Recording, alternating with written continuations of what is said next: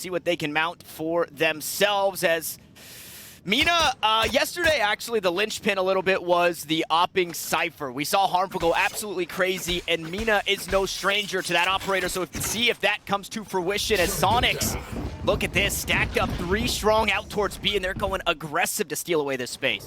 I love this already. Now, the only issue is here that Nilly's turret should be able to spot out the majority of these defenders pushing up aggressively, but right now, OR have no idea. Nilly's forced to stay behind, so it's effectively a 4v4, depending on how this goes. Nilly's aware of it, though. Turrets should have already spotted a few out, and I can give word to the rest of OR. That means nobody else is really on A site and should be free to attack. Everybody else left in the back of A is forced to back off, respect the utility and nerve, well, respecting an explosion to their face too. That's full A site control right there, Tanner. Yeah, unfortunately, the Roomba had a mind of its own. It finished cleaning and it wanted to take away some HP from Nerve. Stars go down. Pure gonna try and delay for now. Unfortunately, can't do too much as he's suppressed. Nilly never gave up his position, and he's starting to collect the kills for himself as this retake is anything but. They're still fighting back from A main. And although we have a couple of players left on the site here for Soniqs, they're the only players still alive, and it's the tallest of tasks with no util. A C's at the feet of Mina. No, looks like he just dodged out. So no issues there. And Wave the Decay. Fault line comes through. Headshots are there, and now Nerve. What do you got for me, buddy? Haunt over the top, cap onto the spike, a headshot, but now you're running out of time, and Jonah should be able to close it out. No way Nerve does it, but I don't think he has the time, so we're a split second closer to the Cosmic Divide, but the round will still go the way of OR Esports. Oh, what a really good start for OR there, too. A little bit of dancing at the very end, isolating the 1v1s. A really good attempt from Nerve there, too.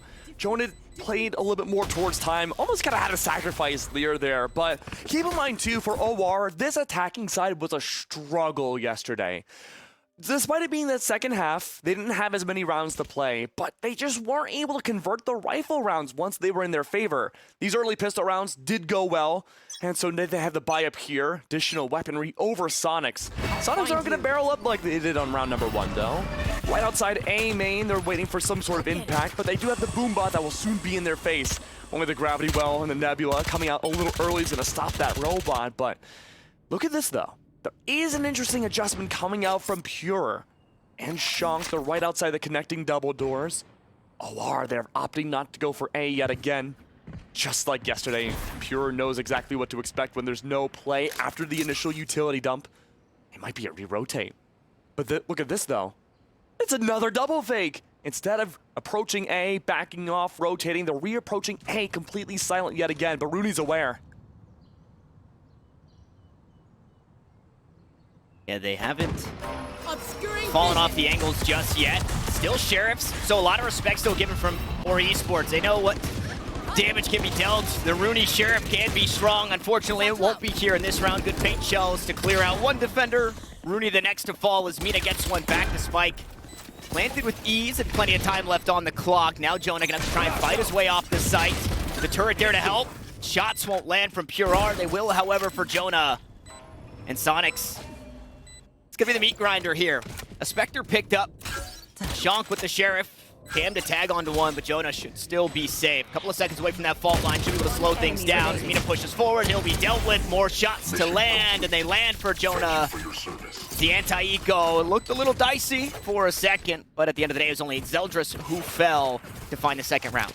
I mean, look, all things considered, we're 2 rounds in, and Jonah has been the MVP at this match. 4-1 on the KD line, being that clutch factor for both rounds that we've seen.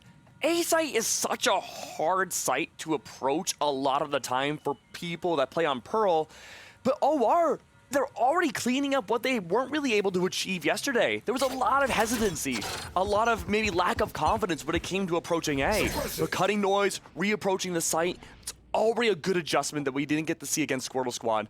Early 0 point goes down, doesn't spot anybody from OR, but they have the right idea. A lot of members of Soniqs right outside the B-Link connector. Mina, though, not the Killjoy. Doesn't have much utility stacked up on B. In fact, it's fairly silent. The double Nebula should be going up momentarily, blocking out that line of sight for the approach. Cyber Cage helps out for the audio. No one can push that without making a noise. And look at this, Tanner. It's absolute chaos at this point.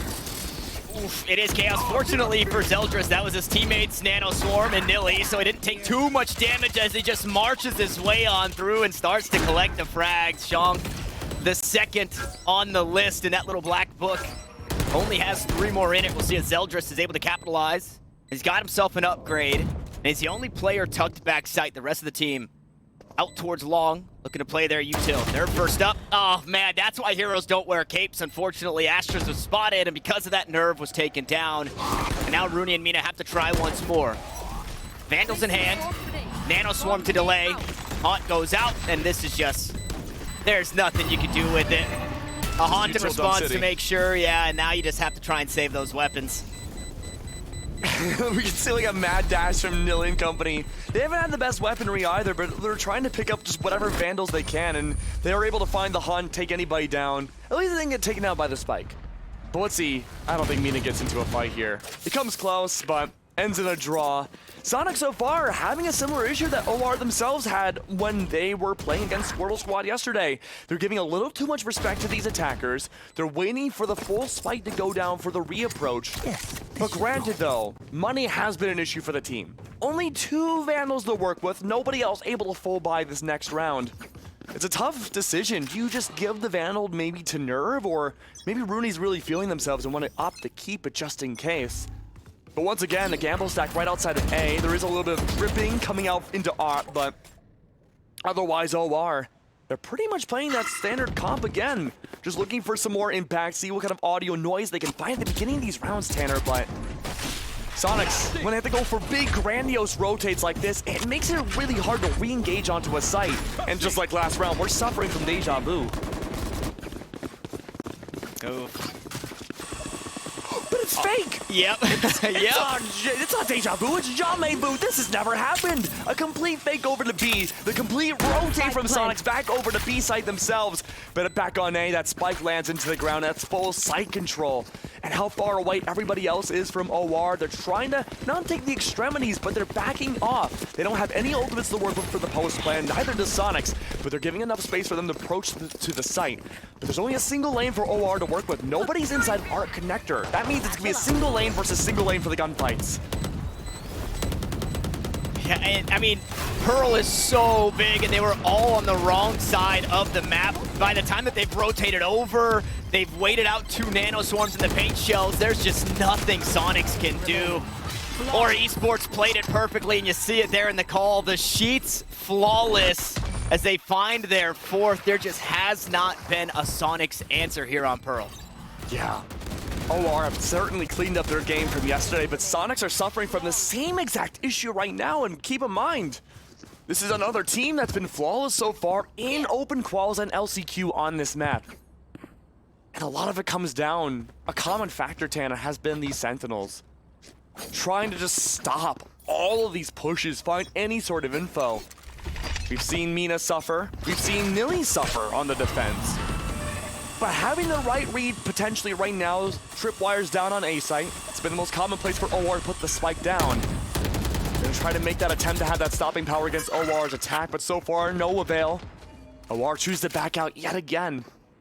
And look at this. Not a single member of Soniqs going for a lurk, pushing up. They're not even really taking that much link control for both A and B. They're backed up so far. They're trying to preserve numbers here. Their economy's not in a good spot. Even that opening Prowler doesn't connect from OR side, so they don't know about the presence of Shonk. But Arc could be the way to go. There is that spy cam. It's gonna activate like a little CCTV. There may have been 5 nights of LCQ, but I don't think Freddy's around the corner. Nerve's on the other side, though, behind the little house, but no! The showstopper doesn't connect. Those paint shells were so good, though. However, Shonk on the flank picks up 2 of his own, and finally, Soniqs have made an appearance. They were sleeping for the first 4 rounds, but here in the 5th, they take away 4 nice and easy, and that spike not in the hands here of Pure VNS, and the 0 point will reveal. We'll see who's the first to peak. This Bulldog going to be a bit stronger against both Nerve and Rooney, the 2 defenders here on the site. Shonk the next up. Unfortunately, that spam through the wall not going to be good enough, and Pure in an awkward spot as he pushes through. He'll take care of Shonk, but where does he go? Back to the site with 10 seconds on the clock, and he's answered by his counterpart. And finally, Sonic shows signs of life. Absolutely, and Soniqs, they are playing into the counter-adaptation game. They've recognized now that OR, the only times they push B site is when it's a straight shot to the site. Otherwise, if they dance around and play a slow mid-game, it's mostly going to end on A site for the attack. We've seen this happen every single round thus far. Now it's up to OR. The ball is in their court. Can they make those adaptations needed to make sure that, okay, we got to keep Soniqs on their toes. We can't let them read our playbook. And again, a 4-sack right outside A site might be a good start. But by now, Soniqs, they have the lineup reads, the hunt goes down, and by now, everyone Soniqs should be well aware. They can just give up that space again and go for the retake. Not a single member of Soniqs are re-engaging Tanner. They're just waiting to see what that next move will be. How much do you want to bet that we see OR kind of dance around like mid and lobby and then go back over to A? Do you think there's a change here? I mean, they have been playing the map a little bit more. And this time, we talked about it yesterday, where we wanted Pure to be able to do a little bit more for this team as the lurker. And all he's done is hold on to this space here to make sure the team can rotate back nicely. But I love this change from Soniqs. Obviously, they have an op in Pure R's hands. He feels very comfortable with this weapon, so that should be a problem. He's going to find the first, and he's the sole defender. And the next one goes through the 5-hole, unfortunately, right between the legs of Jonah 6. A lockdown to try and force him away, but Pure R doesn't want to fall off the angle, and OR Esports know this, so they're going to wait for this one to time out. 30 seconds left. Pure is still hiding inside of that lockdown. Gets detained. Able to escape, though. Not going to be able to go down from the gunfight just yet. It's 8 seconds of Pure out of contention. Nanoswarms are down. The double nebulas are up. Soniqs are not going to be peeking out of that nebula, though. Not right away. That's the OR special for the retake of this site. Cosmic Divide goes down instead and creates a lot of anti-space for OR. They can't back off. Pure has a great angle on the other side of Donut, just waiting for Lear to make that move, but they don't overextend. But they're trapped on site. And Mina's got the best play. Mina's got the best play the entire time looking at the mini-map. Nilly had the read on the flank, but he looks away at the wrong time, and you said it. Because of the Cosmic Divide, they had to stay and fight on the site, and Soniqs were ready to take that fight. A team ace for the defenders. And once more, 2 in a row, signs of life. They're not giving up just yet. OR aren't running away with this one. The tracking that Pure got to take down Zeldris there was so unbelievable. But again, Soniqs called the bluff of OR. They've been able to rotate back and forth from A site, but now when OR tried to change it up and go B off of playing slow, Pure was like, no, it's not going to happen. We're not going to make sure that happens anymore. Spike did go down though still. The fuse was called. But again, kind of like yesterday, Tanner, we're not seeing a lot of mid plays coming out from OR. This is a change, though. The second round, we've seen at least somebody approach mid, but those link connectors is usually the hot point of this map, and yeah, it's been awfully cold thus far, but Rooney does go for the Prowler, doesn't spot anything, and backs off because of it. It's going to leave all the pressure now to Nerve on A site. Those stars go down, and Shonk might be ready as the stars approach on B. Zeldris has just been doing the strangest things with these blast pack, almost kind of how like a jet would fake their dash in just throwing a blast pack, popping it, making some movement noise, and it makes you think, right? Where did that Raze just go? Did the Raze just toss it out? Is the Raze just cross here? Are they looking to play aggressive with it? So an elaborate rouge out towards mid as they push through Arts. Lear holding down the A main push. Lots of util dumped out towards A main, but the push is from Art. Jonah quickly deals with Nerve as the Cosmic Divide cuts the site in half. That spike yet to be planted as we trade spam back and forth. Nobody falls just yet. And Jonah actually, this plant I don't think was heard. I think on the wrong side of the wall was Rooney as Rolling Thunder comes through. The spam is perfect. Jonah, the 1 HP warrior. But again, Mina, no, the timing. Nilly able to win the fight out this time around. And that should do it here. Pure R and Shonk in a relatively unwinnable round. Although Jonah has 1 HP, there's still 4 players behind him, and it's another save call. Yeah, I think the call for the save here is a really smart one. The money right now for Shonk and Pure alone isn't looking great. Everyone else on Soniqs have a little bit of cheese to work with, but still not enough to make a big charcuterie board off of it. But that's okay, Pure. Trying to take down the other Pure. It doesn't quite work the way that either one of them would have hoped. But every time we've seen that approach towards A, it's always Jonah. Jonah is just the kingpin of A site. And if I'm Soniqs right now, I'm thinking, okay, where is that breach? How do we take them down to either win the round or just force OR to go into B site? But a lot of respect again for Soniqs have been given to OR to at least let them push A site. And even though there is a Cypher, there hasn't been a lot of that stopping power. But speaking of stopping power though, we do have that neural theft in case one of OR does go down. But I'm looking at that Nightfall from Rooney, especially postured over towards B site. This could find a lot of really early info, and it will be able to track where OR goes if they have a very short rotate.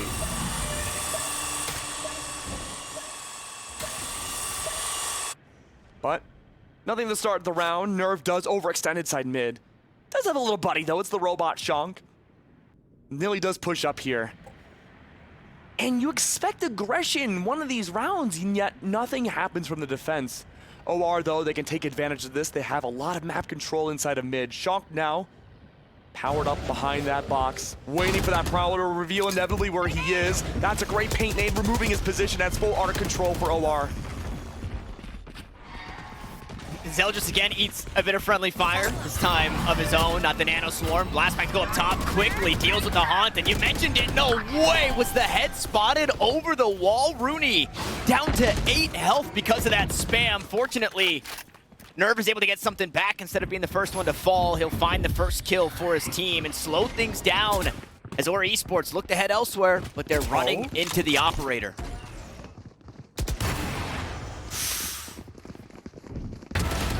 Oh, attempt number 2 does it. Zeldris falls, a duelist for a duelist. Down B. It's getting sloppy. It's getting sloppy. The fragment delayed for a second. Tap onto the spike. Gravity Well comes out. Haunt, that will be dealt with. Will not reveal the position. And with 13 seconds left on the clock, we go Haunt for Haunt. Now the spike will be planted, and Nilly holds the angle. It's the 8 HP Rooney and Shonk up in heaven. Meanwhile, Nerve has to play all the way across the map. 8 HP.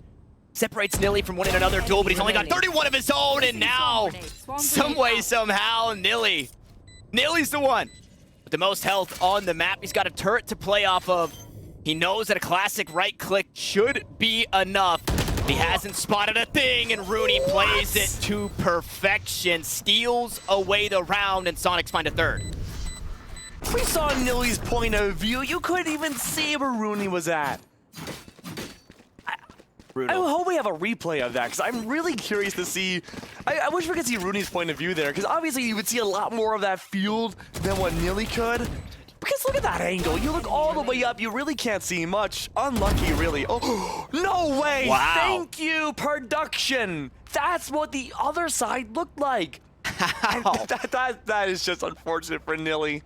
But now OR go for a timeout, and we're seeing a lot more interesting mid-rounding coming out for the team, because again, the big picture is let's pressure A. If that doesn't work, we'll re-engage towards A, or we'll just go a straight shot to B. That's been what's been most like for the last 2 times we've seen them on Pearl. But now we're starting to see a lot more wild plays where they're engaging with mid and taking more fights. But when you have an unknown factor like Pure hiding on B for the most of the rounds with an operator, that shuts down a lot of those entry possibilities that Zeldris really relies on. And that's why Zeldris now, 7-6, just barely over a positive KD, is struggling to create that space that OR desperately need. Well, and I mean, so we've been really harping on this mid pressure, but we have just think about how difficult it actually is to play through these extremities, though, right? If there's somebody like pushing through art, you're not just fighting art, you're fighting close art, you're fighting the connector towards A, then you're also fighting the mailroom, the player that's in the spawn, and then if you're pushing through B-Link, you're fighting all the way down B-Link plus this mid connector into B-Link. You really have to be perfect in clearing out these angles, and your timing has to be perfect, so that way you can push through B-Link to make sure you're not getting backstabbed or running into any awkward utility. It is incredibly difficult. So I understand why they aren't putting all their eggs in that basket, but you still definitely would like to see some more, right? If they're going to send Pure on the lurk, let Pure late lurk through Link. Let Pure late lurk through art, right? Let him find that wrap around for the team. But again, postured up out towards B. Pure are going aggressive this time. He's done waiting for them to walk into the crosshair out towards long. He wants to move the crosshair to them as Nerve deals with the Prowler. How does he deal with the fault line here, though? The spike is not here. This is a fake the whole time. Is Shank, he's running and shooting. He's playing a different game. You can't do that here. And 2 kills for 1 go the way of Or Esports as they try and find their way through Link. He'll back away with the gravity well, but the B side, it's vacant. Absolutely, and off screen we saw Pure with the operator fall, and so the operator's not picked up by anybody on OR, but they do have that at their disposal for the post plan. Though through the Nebulas, it's gonna be Rooney trying to find some fights. Everyone else forced to back off. Flashpoint ready for Jonah though to see what the next move will be. And are we gonna see some more stars? Yes, set up for the post plan, possibly a gravity well, and here's Lear on the lurk. This is so strong. The late lurk that you mentioned, Tanner, could find so much impact, especially with Nerve on the other side going down. Now it's a split push, the reverse crunch. OR again. They find the body advantage and the spike. It's not even close. Soniqs, they can't even approach it as OR's good for the half. Yeah, sitting pretty in the half. And you mentioned at the start of the broadcast, this is kind of where they floundered a little bit. Their defense is where they got the majority of their halves. Or the majority of their rounds, excuse me, in that first half against Squirtle Squad. So for them to come out of the gate and find 6 on attack, I mean, this is looking like the OR Esports we expected to see on Pearl. And a lot of that had to do with yesterday Squirtle Squad just having really good overwhelming strats against OR. And they've been able to play very consistently throughout the entirety of this tournament, but when there's a new factor thrown into the mix, that's where we see the struggles amount. But early Prowler does spot at least a few, possibly inside of mid, but everyone backs away. A straight shot to B once again, Tanner, but keep in mind, Nilly does have that lockdown. Yeah, and I guess another counter that we saw, right? Another one of the strengths was the Hunter Shuri. We don't have that this time around, and Nilly, he's not just util, he's a rifle as well. 2 kills the way the Killjoy as he starts working back towards another lockdown, and he almost single-handedly cleared out this site and the Soniqs team. Sure, Zeldris got one of his own, but Tanner, Nilly had a look round. At Nerve. He's on a gigantic lurk. Yeah, unfortunately. Oh! Okay, maybe not, unfortunately. There's not very many shots that can make Keg sound like that, but that was one of them. Unfortunately, he could not replicate, and Rooney has to lead from the front once more. A Prowler to work with, the player in front, the player behind, a Nano on the spike, and it's just so difficult at this point. Lear gonna play so far away. Nilly maybe looking for a 3rd kill on the round. Look at the health. But he just can't find the frags or the defuse. There's the 3rd for Nilly and the 7th for Or Esports. No, let me explain myself. Nerve's late lurk was so good because it distracted OR in the post plan. And we could see after Nerve had done their damage on that flank, all that was left was 2. It allowed enough time for Rooney to reposition and play more aggressive onto the site. Just unfortunate at the end there that Rooney was caught out in that small little corner there, but otherwise, with the low HP of OR, that could have been a clutch from Sonic's side. Right there. But we're down to the last few rounds, Tanner. And now we're seeing, again, these big adjustments. The straight shot possibly towards B. A little bit more lurking action, but Soniqs, they have their own trick up their sleeves. They're pushing up now super far ahead of A main. Past the Nebulas too, no less. But pretty soon, Mina's going to get the call on this Thrifty round that, hey, there's a lot of utility coming down on B. But there's nobody there, really. It's just Mina. And we had seen this before, the things that would happen with Sentinels by themselves on B. A little bit of help up above from Pure now, but the Pure falls. A lot of investment, though, into this round. Nightfall comes out. Shunk finds the planner. Wasn't able to stop that spike from going down, but still finds the kill no less. Zeldris and Lear still waiting on that health to come back after being marked by the Nightfall and Decayed. Mina tosses out the hat for the information, and well, a team ace this time for Or Esports as they find their 8th, and Soniqs, Last round before all the they can switch. hope for is a 4 to 8 half. Fortunately, they have the rifles to do it. They do have a Cosmic Divide in their disposal, though. And it reaches across the entire map. So even if Nerve is on the wrong side of where OR are attacking, there could still be a lot of impact, but it requires the calls from Soniqs. They've been together for a long time, Tanner. Probably together more than most of the teams in this tournament. They have the chemistry, they have the calls, they have that synergy. In order to make that ultimate work, they have to make sure it works out well here. And here's that aggressive play through the Nebula. Oh man, they're just so ready for for it. When you toss out that smoke, you have to be expecting aggression. That's exactly what happens for Esports. Nebulars are up to try and stop this push, but nobody here directly on the site. Mina and Rooney gonna try their darndest to hold off the onslaught. But a 3v4, paint shells out. Trying to clear out some of the angles. Here comes the showstopper. Zell just low in HP, and he actually gets tagged by the C's. It looked postpartum on the C's as Mina finds another, and somehow numbers back in favor of Soniqs. As he goes aggressive, it's Jonah 6 with the spike, and now it's Mina with the spike. As we have that late lurk up into mid, and Nilly undetected for now, but Mina has himself one of the best rounds of the half. 4 kills for the Cypher, 4 rounds for the Soniqs. Such a necessary round too, and Soniqs, they were able to achieve that clutch off of a 2v4. Nerve was attempting to come in for the flank just like they did a few rounds ago, but the adjustment there was that Nilly had the alarm bot deep in A main to stop Nerve in their tracks. So it forced Nerve in this whole replay to go all the way around the map and just never see battle in that 2v4. But Mina again, Sentinels have been the name of the game for all of LCQ. A really good clutch effort there. But I gotta say, OR, they've cleaned up their game from yesterday, and I can't wait to see what they can do to achieve on what is statistically better, Tanner, their defensive half.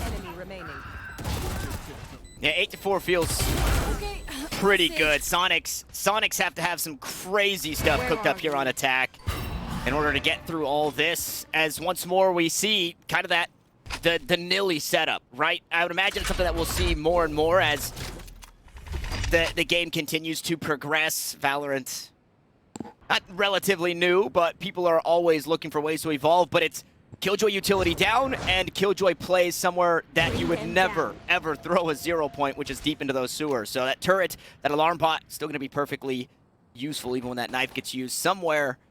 And look at this. I mean, how many? It looks like there's 8 members of Soniqs because they're rotating to be in or Esports.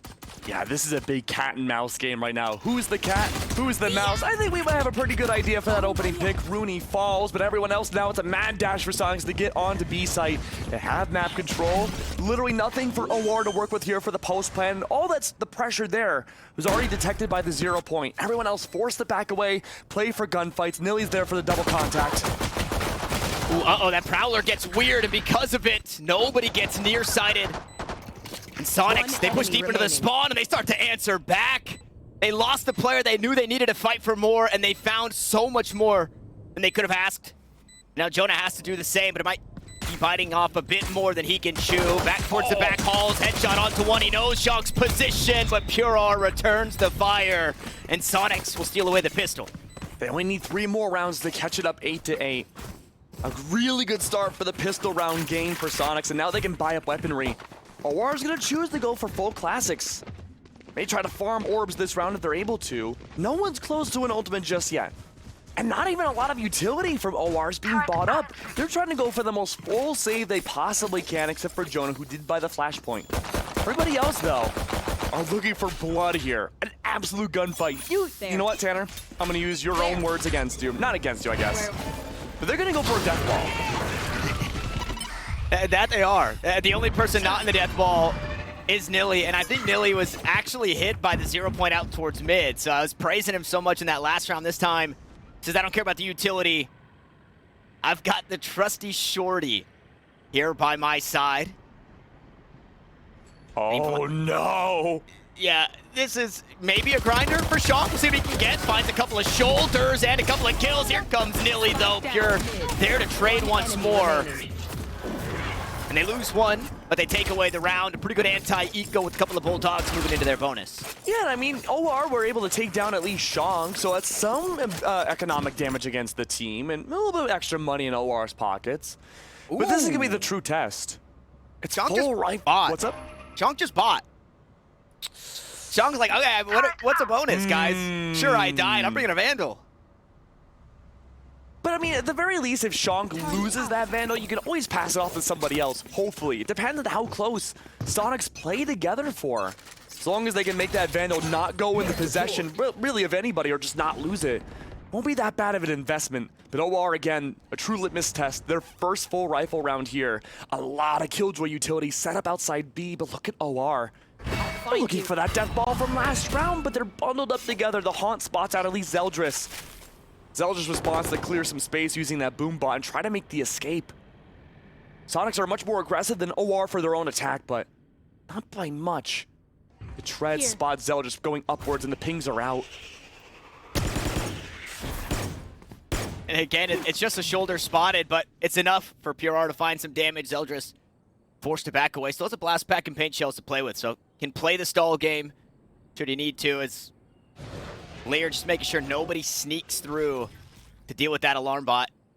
This cage is out, and I mean, now anything is possible. Because of that cage, right, the paranoia sets in. Because that alarm bot is so deep, somebody could have walked through. Yeah, and OR are so spread out. They're practically in spawn right now. They're waiting for some sort of information on utility. They can't face outwards. They don't want to lose these rifles. They're hiding in corners, but the execute's out on A site. The paint shell's unfortunately not able to delay enough as PRR just runs right through and deals with the player inside the dugout. Zeldris now the next one up, and he was just looking for some spam, but he found himself a jet, and the body shots. That'll be enough. Find PRR 6 feet under. Post plant in full effect. 2 players out towards Art. I don't think that spike is planted here for Shank or Rooney, and Mina is also headed out this way. So from main, this Nerve's got a very tall task. Look at the taps from Shank, though. Quickly deals with the first and will find it next. Are they expecting more on this angle? Yes, they are, but Mina, the running gun a little too strong. Is Jonah gonna tap onto the spike a bit more? We've seen this cat and mouse before, but can Mina hold it down? Yes, he's done enough, and Jonah unfortunately has not. Just barely, and that was the rifle round for OR. They've lost all their money, all of their rifles, and they almost were able to clutch it up.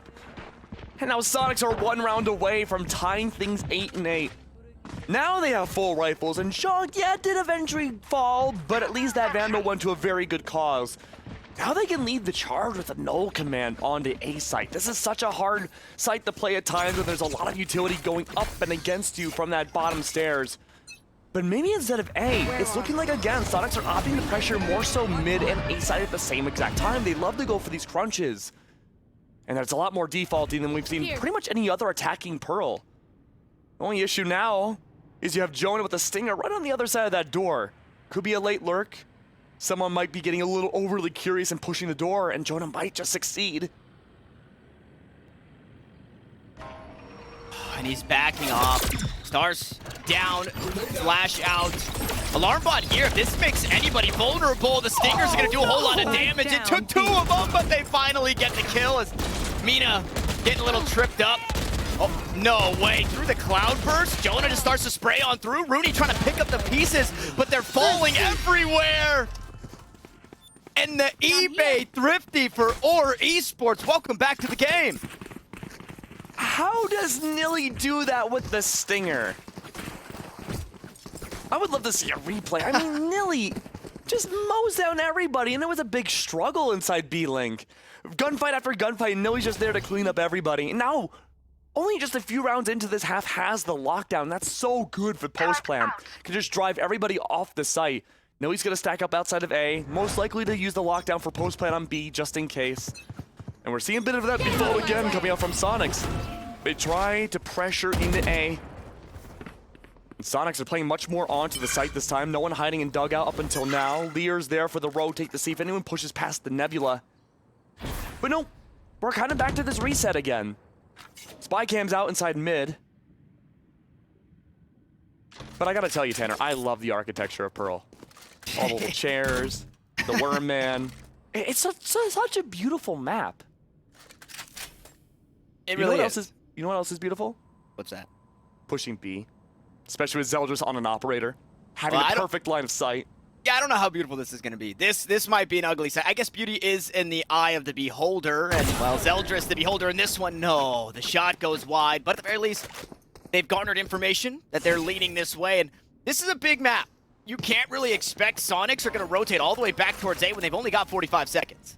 Yeah, there's not a whole lot of time. Luckily, though, there's a lot of pressure towards A. It's going to bait everyone to rotate over, but the 0 point comes out at the same exact time. Rooney, that Prowler, effectively useless, has to meet up now with Mina inside of mid. 30 but look at seconds this. left. The lockdown goes down, and you're right, Tanner. There's 30 seconds left, and now suddenly B's no longer an option. Rooney has to maintain their same position as before, but in a fight with Pure, it's going to be easier said than done. Luckily, though, there is that lurk from Mina that could help out here. But again, 16 seconds left. It's now or never. 10 seconds left. Now never. Spike still not on the site, and I think it's just about dealt with. The drops on the floor, and there's no way to get this one planted. The clock, the worst enemy here of Soniqs, as double digits are found. A couple of weapons are saved, but if you're Soniqs, you would have loved to have that round. Instead, it goes away for Esports. And we gotta give props to this round for Nilly, because that lockdown securing B site while having control over on A2 effectively locked out Soniqs from pushing any site for free. And we've been seeing a lot of these attacking teams being able to late round attack A site without any presence of these defenders, but OR had that consistent pressure of having both, I believe, Lear and Pure VNS on the site, but really it was just that deterrent of Killjoy's utility that made sure, like, okay, we can't push this really. But it was a big save from Soniqs too.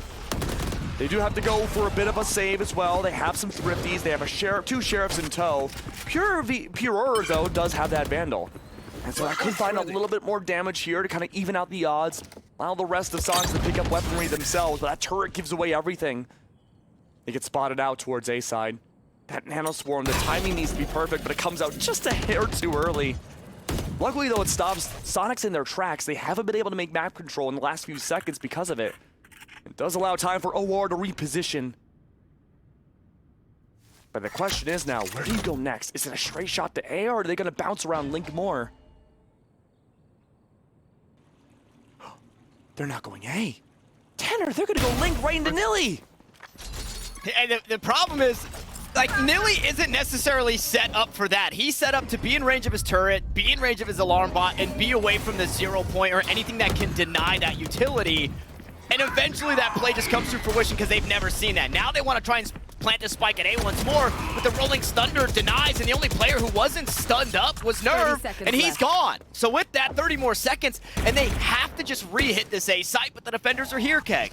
Luckily, though, there's no lockdown this time. If they can be fast, they can't even go B anymore. They've wasted too much time. It's a re-aggress towards A, but a slow one at that. Time is ticking right now for Soniqs, and they have to move. Pure's good for one, and Pure VNS still hiding in dugout. Good to mow down Cypher, but the spike makes its way into the ground. But at what cost is Pure's life? Rooney was the last one alive. A valiant effort, but it wasn't for much. Another defuse for OR. They're only 2 rounds away now from bringing us to Fracture.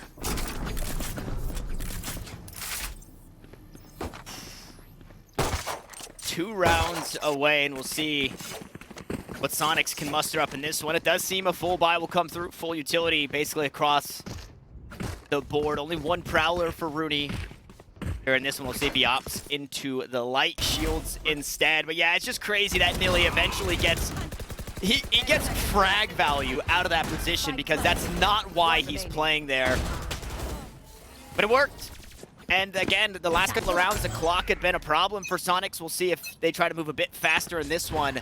There is an operator here to try and slow things down. Fault line, Haunt go out as well. They back away from it, not giving up too much just yet. And a very close 0 point just to make sure that there's nobody pushing behind this util. And for now, Soniqs are safe. Yeah. And Zeldris with that operator, if that opening shot misses, they do have the showstopper to work with just in case as that contingency plan. But this is slow from Soniqs. The alarm bot's still placed right outside the double doors. And you know, yeah, we have been harping on mid play a lot, but these defenders, they are finding the craziest nooks and crannies to hide into to make sure, like, okay, we will always have that first fight, first contact aggression. Nightfall goes down though. No one else nearby from Rooney. A big fake yet again, but Zeldris doesn't move. But the shots, they don't connect! And that's the showstopper loss, Tanner! And basically the B site loss, unless Lear can do something crazy. No, Pure R is on, the shots are hitting. And the spike now planted. Soniqs, brick by brick, trying to work their way back into this one. This is what we saw from Squirtle Squad yesterday. 1 round to play with they had. They were X to 11, I think it was 6 to 11, and they started their comeback. and or Esports let it slip away. And they're conceding this round here. A 3v5, they don't want to lose their rifles. They don't want to give anything extra over. So it's an 8th for the Soniqs. Yeah. And so the big question is right now, are we going to see OR repeat history, or is there going to be some sort of, magical way of turning this around? And there very well could be. The ideas of counterplay for OR this match compared to yesterday against Squirtle Squad have been a lot faster. But you can only go so fast. All of Soniqs able to get away with that round. Not even really any damage applied. They took 11 damage in total that round. And they get to keep the op. Zeldris is going to rebuy the operator too. Oh, maybe not. Might be too expensive for them. Oh. Okay. Lear bought the op for Zeldris. That makes a lot more sense. I was going to say, no, Lear doesn't op that much. Right. But there's a silver lining though, Tanner. There are 3 ultimates for OR to work with for the post plant. Lear does have Nightfall. Zeldris is there for that, if the op shot misses using the showstopper. And there's that Cosmic Divide for the post plant. And we've seen Pure VNS's Cosmic Divide before. They're really good about blocking off that line of sight for attacks and defenses. But this time around, though, it might seem like it's a fake for A yet again. But we can see Shang's position leaning towards A site. It's a matter now if Pure can find this opening pop shot. There's Jonah towards the back with the flashpoint just in case contact's made. But everyone's hiding away. There's no visibility at all on these stairs. Tailwind dissipating out. Can't be used anymore for the entry. What to do?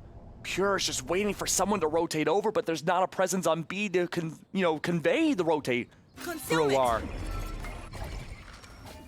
That's a good read from Pure VNS too. Having these stars go down, blocking that line of sight, the turret looking directly at a wall. It's not where the enemies are, silly little guy, but in mid, that might be where some of them are. Nilly's playing much more aggressive than before, Tanner. We're waiting to see what this nanoswarm can do. Nilly also does some weird stuff here. I'm going to have to DM this guy afterwards because he stands on a lineup for this turret, and I think it's to make sure that it sees the site and sees art at the same time. Cosmic Divide to split things in half, and this allows for the right side of the site to be taken, but that's where all the defenders are as well, and here comes the showstopper. Zell just wants to get aggressive, and it's right to the face, point blank to Pure R. As the Prowler goes out, the Boombot follows, but the spike is planted. And now OR Esports are working against the clock as the step up from Pure is good, but his teammate falls behind him. Jonah taken off the table. A 3v3, things are even with the tap onto the spike. Gravity well used, no vulnerability. Pure gonna hop on, Zell just plays just outside to smoke 2 players. Holding it down out towards Art, but look at this, the backstab from Mina all the way through Flowers to steal away the round again. Oh no, Tanner. You put that energy into the air.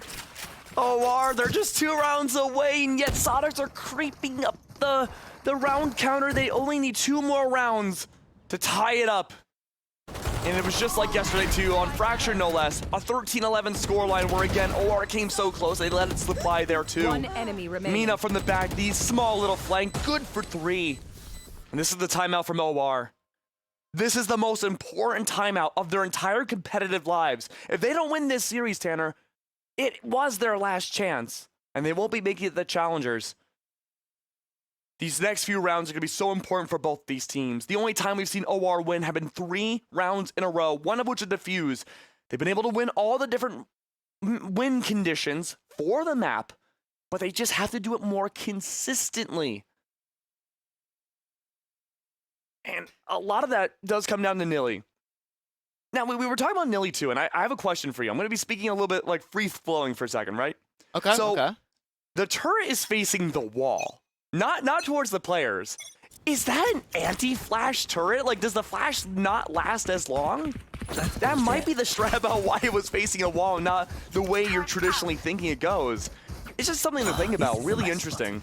Yeah, so I had noticed it yesterday, but I thought, man, maybe nothing of it. Then I saw somebody type in chat when I was going back through the VOD, say, did Nilly just use a lineup for the turret? And then I had seen the stream is a few minutes behind, right? So I had seen it happening again, because I didn't notice it in time. And yeah, he's lining something up, and I really want to know what it is that, Nilly is doing that for, because there obviously has to be a reason. It has to be an anti-flash. Yeah, either that or I think it sees art and sight and can help to make sure that nobody creeps up that way. But quickly we're onto the B site. Nano swarms to try and delay, and Nilly just did not think of the possibilities. Was not sure if Pure R would push through, and he was happy to trade the damage for the kill. And we talked about the struggles with all the smoke util going down on B site. That's gonna make the turret less effective. But Nerve equally as effective. Good to take down one. The trades are there, and now Mina being pressured so much. At least there was Rooney to help, but that's a big emphasis on was. Mina's the last one left. This Neural Theft has to find so much info. Oh, another round for Soniqs. One away to tie it up again. Wow. That was out the timeout. Yeah. And normally when you there's like two schools of thought, right? If you go for attack timeout and then it's a thrifty round after that, usually it just gives you a little bit more extra time to see maybe if there was an adjustment from your enemy team, or maybe it just gives you more time to kind of set up for the next round strats when you have your rifles. That was the rifle round from OR, and they lost it, and now it's a broken bye. 2 Vandals, 3 Stingers to work with here. And we see Nilly going for that same A setup again. And this has been the most successful setup Nilly's had. Everybody else on OR, they're sort of changing the placements more. We see Jonah playing much more aggressive around this corner for the alarm bot, and Lear is there for the follow-up.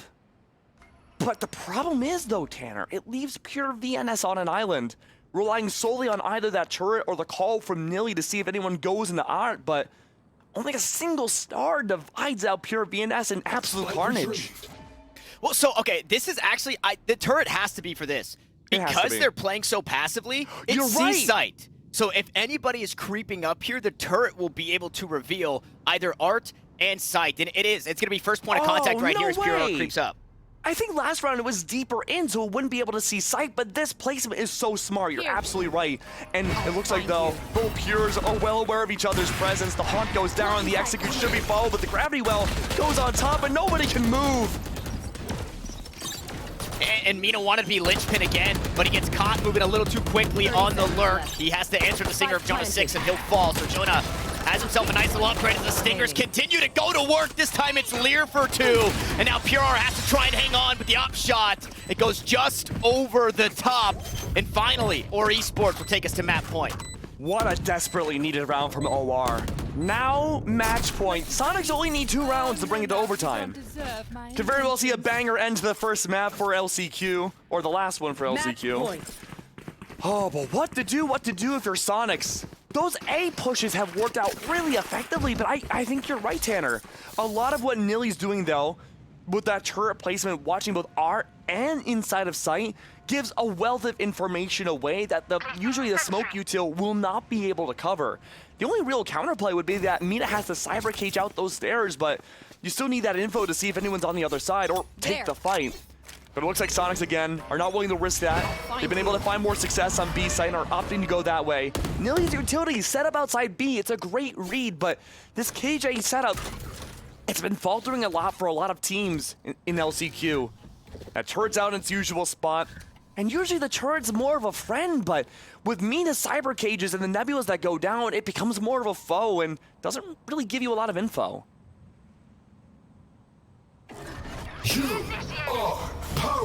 And that makes it a little bit harder as well. Lockdown comes through, it's just a second before the null command. And somehow Nilly had the read, knew exactly where they were looking to plant. And that spike, unfortunately, the ball on the floor, not before being picked up. No res really available here. It's just such a dangerous spot. So Shong should eventually time out, and that's exactly the case. Nilly awarded the kill. The rest of the defenders, they're all here. And Rooney can't even help his team. It's a 3v5 on the B site because he's stuck behind the alarm bot. Yeah, a 0 point. That null command, had it lasted longer, would be able to give free passage for Lear, but yeah, he's stuck. Pure is going to take the attempt, entry in with an operator, using that nebula like his life literally depends on it to get back sight. Operator here for Pure. Oh, it's spotting bodies. Now it's landing shots. One more to step up. It's Mina. Darizel just blast packs his way on through. Mina good for 2. And Rooney the long way around to try and help his team. The Cosmic Divide comes through, it cuts him off. Gravity well, trying to lay for just a second. It's low HP on Pure. It's Nilly on the spike, and he's gonna hold it. On the spikes, the barrels come through, the heads are taken off, and they've done it, or Esports finally close us out here on Pearl. Defenders Redemption win. for OR after what happened yesterday against Squirrel Squad. A really good comeback, and a lot of that, again, just looked like the fundamentals are cleaned up a lot more, Tanner. It looked like there was a lot more respect being given inside and outside the server, making sure that they can go for cleaner retakes than we had seen against Squirtle.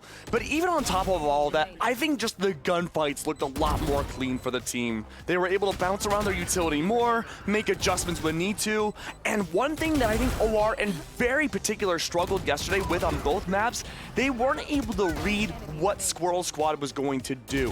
And OR in that second half, they were able to read these plays from SQ almost every single round. Whether that was a win or a loss, that was up to them, but they were able to at least go for these big brain picture reads. One enemy remaining. It got dicey for a second. It really did get dicey. But for Esports, they clawed their way back into it. This right here, I mean, Nilly had huge rounds with the Stingers.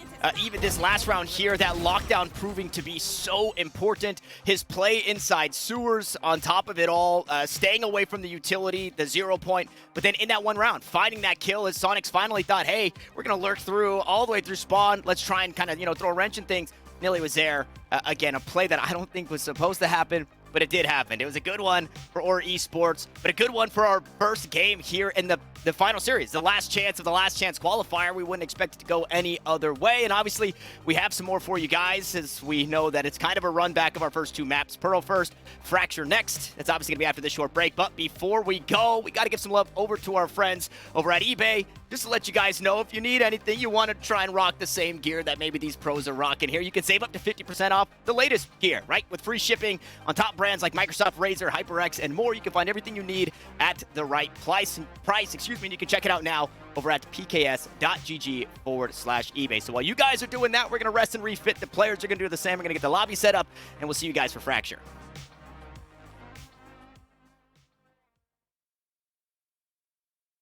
Yo, check it out. Want to know if the price of those Wave Runners is too good to be true? Or if I Wear My Kicks 49 is truly selling dead stocks? Or if that Jordan 1 Royal Box is original? eBay checks. See that little blue check mark? Behind it is a team of independent authenticators who check. And we mean everything. Every tongue, check. Every toe box, check. Every corner of every box, check, check, check, check, check, check. Every logo, every label, every lace loop. Yeah, it's checked. The luster of the leather, the topography on the tags, to the straightness of the stitching on the sole. Everything you can see, and even some things you can't. Really? Then they tag them, log them in the system, box them up, and ship them out, with no cost for the buyer or seller. eBay checks, so the moment you open that box is as real gets.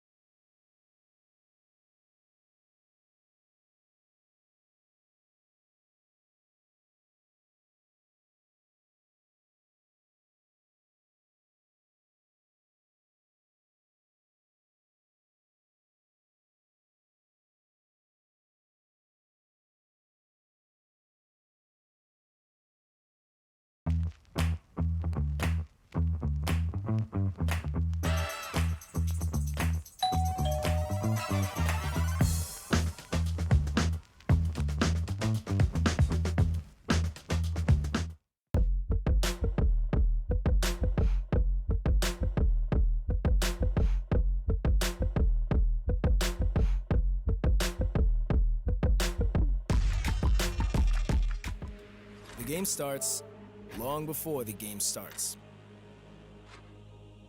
You get your gear right, your keyboard, your controller, your controller's controllers, and the keys to your keyboard. Because warm hands are faster hands. Gain the upper hand and power up your pregame warm-up with Zippo hand warmers. Finally, you can stay in control of your thumbsticks. Natural evolution gave the Gecko its amazingly strong grip. Our multi-patented SetX technology duplicates the microstructured fibers on a gecko's foot for a revolutionary new way to get a grip on game controller thumbsticks. Like a gecko's foot, the thousands of microstructures on each SetX anti-slip thumbstick grip provide high friction to the skin surface for a secure, comfortable grip, even when sweaty, giving you a competitive advantage. Stay in control with the secure and comfortable grip of SetX thumbstick grips. Inspired by nature, perfected by science. Welcome back, Valorant fans, to the last chance qualifier here for the North American Valorant Challengers, where our final two teams are right in the middle. They're in the thick of it, duking it out for the final spot, as we've got Soniqs taking on Esports. We're one map in, where we went 23 rounds on Pearl. A comeback was imminent, but was able to close it out, and we've got our stats for that last one, so we can quickly run through that one, Keg, get the viewers caught up who are just joining us, and then get on in to Fracture. Yeah, a lot of big strengths here. You can see it right here. First picks going heavily in OR's favor. Heavily.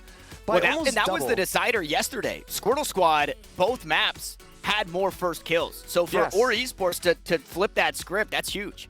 And we talked about that mid-game, too, that OR just looked a lot more refined and a lot more faster than yesterday. And I think a lot of that had to do with them seeing their loss on Squirtle Squad, going back, reviewing the footage, and being like, okay, let's fix this up. Let's do things differently. And a lot of it wasn't even like big picture changes from OR's side. They were employing the same exact strats. It just looked a lot more concise in how they wanted to execute it. And one big factor, I think, had to do with Nilly. We've been talking about Nilly ad nauseum. But I mean, the potential anti-flash turret, looking to like every single vector of a site that you could. It's just small little pieces like that lead to a much larger puzzle. And that could be now OR having a map lead. Yeah, and you know what? You said that we talked about Nilly ad nauseum. In my notes, keep going. In my notes, in writing into this one, I wrote for Nilly, had an off day. Yesterday was probably the worst day we've seen out of Nilly AZ.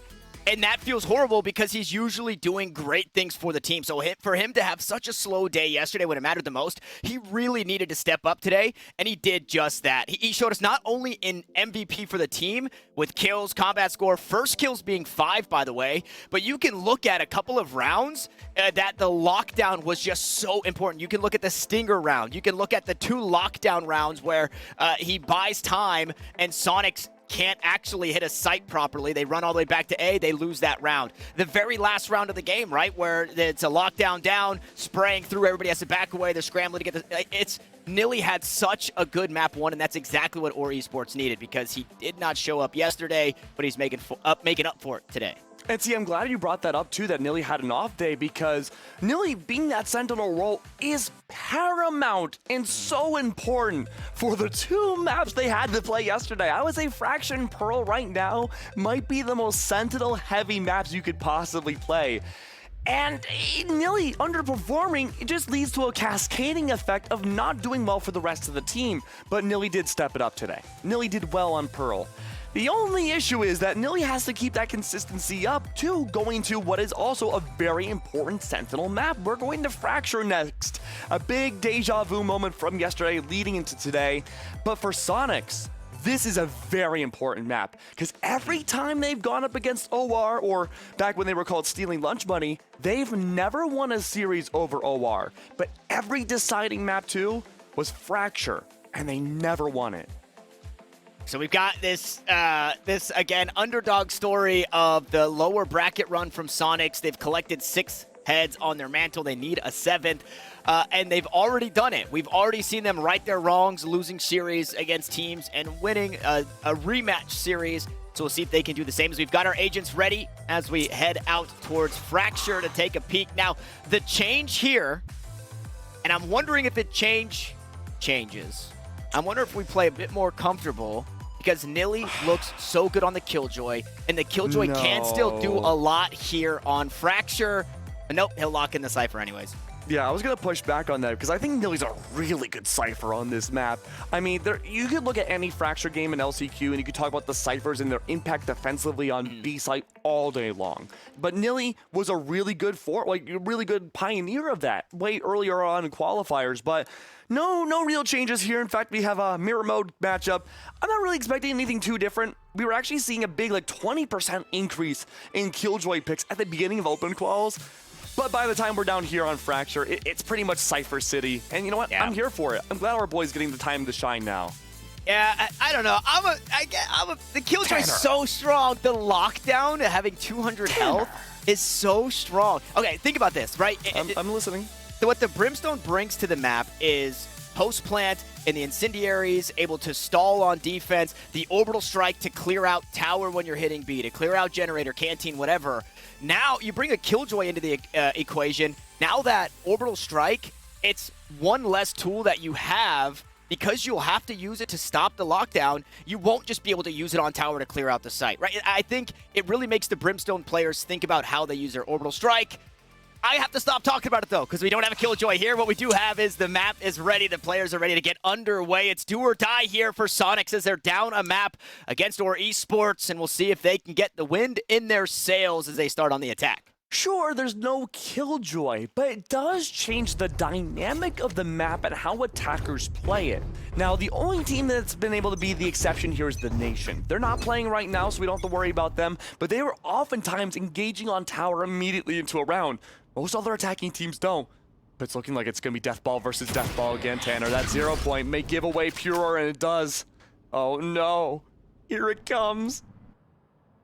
And they're quick to take this space. Zeldris, quick to find that shot. I love this adjustment, though. They try and back away from it. They wanted to keep their numbers. They didn't want to bite off more than they can chew. And although Soniqs battle back for one, Jonah's there to trade it out again. So a player ahead or, and they just back away and they look to play this man advantage. And you would think this would be an escape factor here for SQ. They could rotate anywhere they want, but they're choosing to go back over to A. A minute left on the clock, and Pure, he was originally 0 pointed. Everyone else is backed off. Jonah's looking for that first contact outside of A main. The jump peek spots him out. Paint nade goes down. So much utility again. Okay. Pure R goes nuclear here in the pistol round to leave it all up to Nilly, the guy we hyped up. Unfortunately, he has been flat backed by Mina, and Soniqs somehow, some way take the pistol. Good lord. I mean, that was at a big deficit in the beginning too for SQ. They were on the back foot. OR over-engaged. They found the opening pick, but it just wasn't enough. And now this is where the big point in contention comes into play. This is where the Cyphers start to shine. We see already the anti-lurk tripwires coming down, but Nilly's going to be setting up on A site. This is not the right read, at least just yet. We don't know if Sonic is going to rotate back and forth like other attackers have on this map. But it's another death ball. A big aggressive lead outside of Arcade. There is that sky smoke in the way, but luckily it does allow enough time for Jonah to farm the orbs. He's getting closer to that null command, but not there just yet. The 0 points have been out for at least the defense. Soniqs, though, still have their own, but they're just farming orbs right now. And look on the mini-map.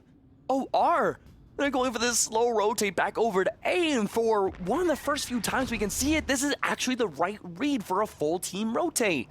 All of SQ right up on the top of Satellite there. At any moment, we should be seeing Pure just blast pack out to the top of tower, and it's up to these three down below it. Who could be ready?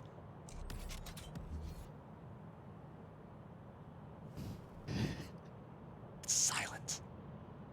And you could tell Jonah's ready for that blast pack, but is it gonna come? Oh, the 0 point reveals so much. They still want to hit it, though. 3 players revealed on that. Mina gonna find the first. He pushes on through, drops from, well, drop. And now Mina and Pure have had themselves the majority of the kills on the round. Lear finally dealt with after trading back the Classic. And 34 health in a 1v4 is the best spot for Zeldris to be in. He's got no real reason not to just throw caution to the wind and send it, but he can hope for some economic damage as he taps once. That Bulldog, no way! 4 dinks from the classic, 4 headshots for 20 health. What a trade from Zeldris. It's not gonna be enough to win the round, but this guy always makes it look cool. He almost killed Pure R too. There's 2 on a single HP left. It's up to Rooney though to be the one to clutch out the sight, and he is. That was so close. And that was all Zeldris. It wasn't economic damage, but it was definitely a statement made. Good lord. That could have been one of the greatest clutch-ups we could have seen this year.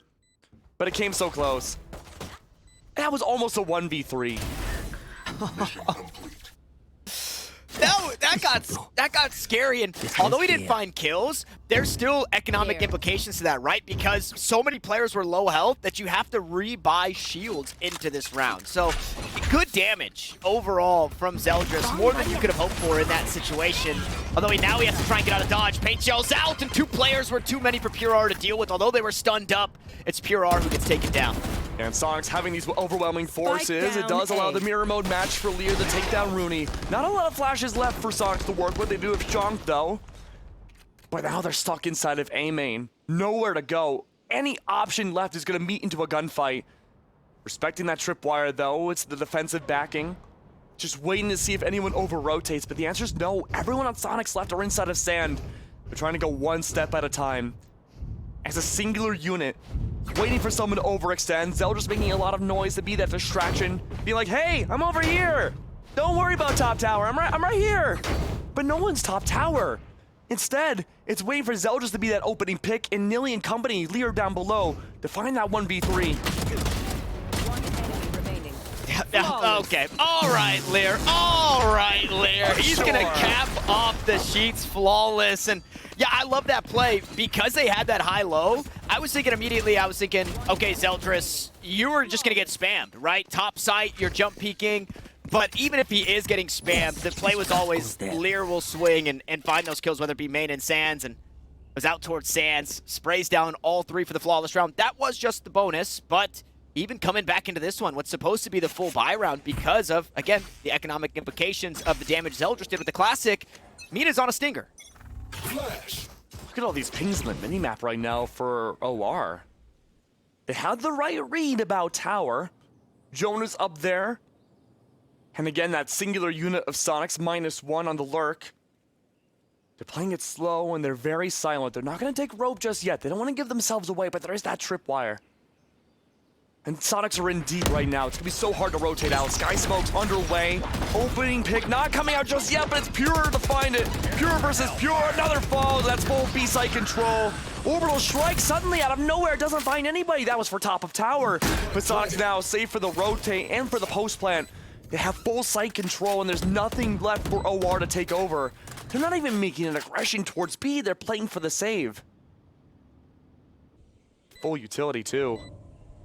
Luckily though, Lear does have Rolling Thunder. Zeldris is so close to getting Showstopper, and that's why he might be playing aggressive outside A main. Maybe looking for exits here. But this is the Soniqs I think we were looking to see for a little bit on this map now. They're playing much faster than before. Pop executes, playing as that singular unit, and Pure there finds a little bit more damage. Lear falls. It's gonna lead Zeldris quite literally on an island, surrounded. The world's closing in on him, but at least he doesn't get taken down by the spike. Gets to keep that Vandal. A little bit of extra money in their pockets, but a really convincing round from Soniqs. Yeah, that's the round that you need to see again. The Stinger not even needed. Pure R really taking matters into his own hands. Clearing out the site, helping clear out tower. Shonk was there to find that kill onto Jonah 6, I believe, as well. They did invest that Orbital Strike just to make sure that it was all clear. So that hurts a little bit that, you know, not a whole lot of value out of that. So Nerve going to be working his way back to that one. Nerve also having a pretty uncharacteristic day. He hasn't been able to be a lineup Larry. And although he was so much more than that the other day because his rifle was so good with the Astra and the Viper, he's been a bit more quiet. So we'll see if he starts to maybe shake off some of the rust, not playing for the last couple of days.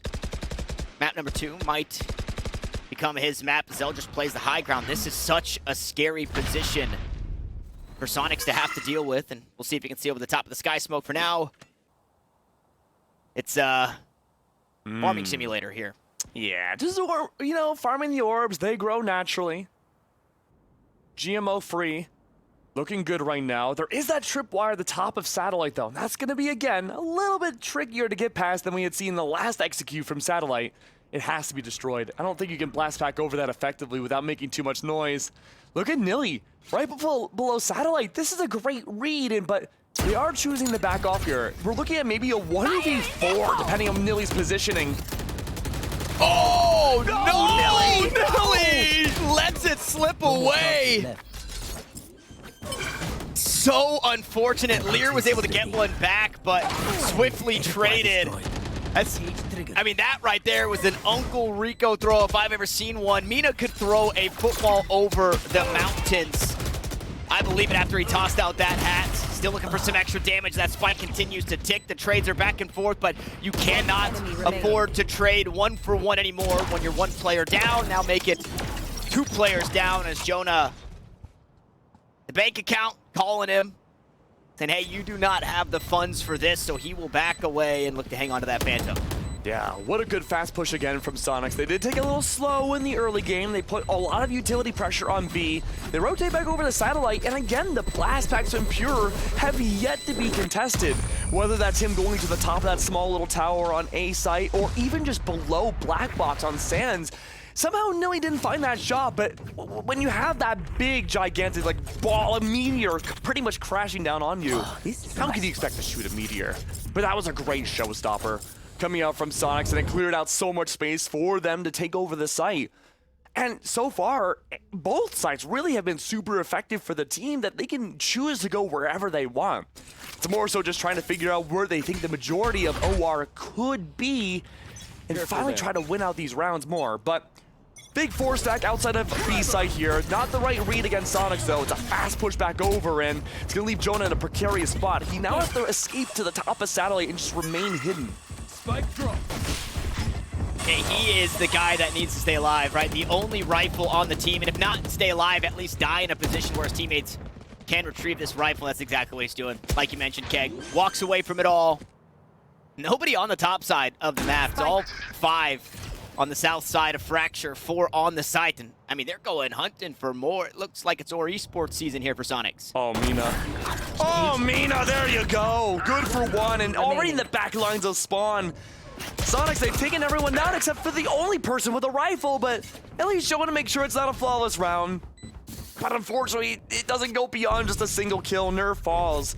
And Soniqs, again, they have yet to really meet much opposition for OR, and we're getting similar strides, similar beats from what we had yesterday, Tanner.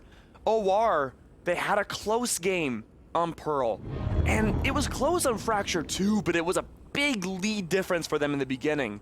And Soniqs right now, every time they faced against OR, even before they were signed, this was always a losing map for them, but they've surely cleaned up their act.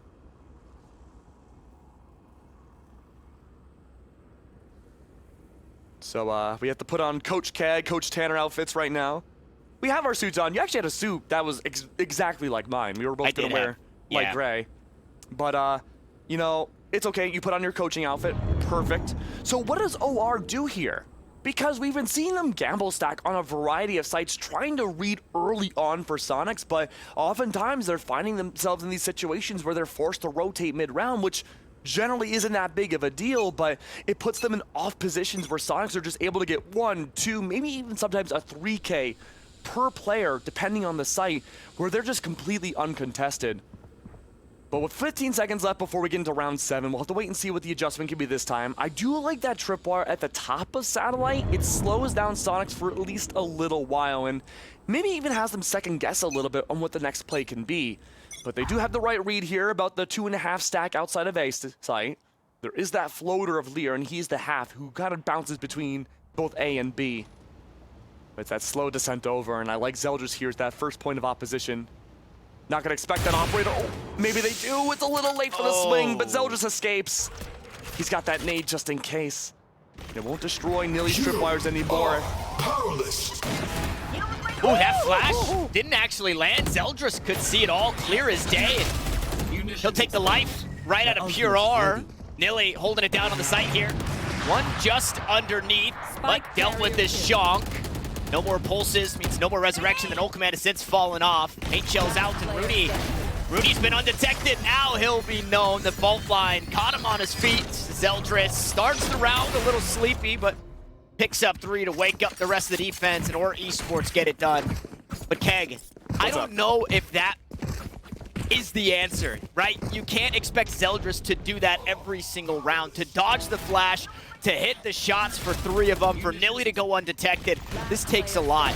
I think what was working yesterday for Squirtle Squad is what Soniqs are doing today, where they're saying, hey, or Esports, they don't rotate for actually anything. They're so comfortable in playing retake, so let's bully them on the sites because we know we're going to have an advantage. If we move with 4, we know it's either going to be a 4v2 or a 4v3, and that's exactly what they're doing because or takes so long to rotate, and actually they don't fight for space either. They just sit on. What I would love to see from more Esports is another round like that from Zeldris, but also when some time is off the clock, start taking that space back. We're already seeing it from Zeldris. He's already walked his way up towards A main. I would love to see him continue onto the bottom side of the map and just post up so the rotation isn't free. But we go Rolling Thunder for Rolling Thunder, and unfortunately I might be speaking for a bit too long as the action's about to kick off, but it's stalled for now.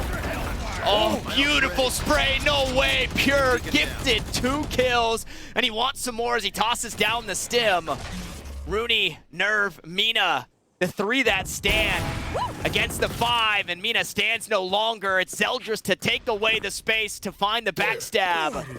And now Rooney and Nerve have to go nuclear, and their positions have been revealed. And it seems like they're listening to you right now, Tanner, because we were talking about how the surprise strats from OR coming out has been that win condition against Soniqs, but it's not consistent.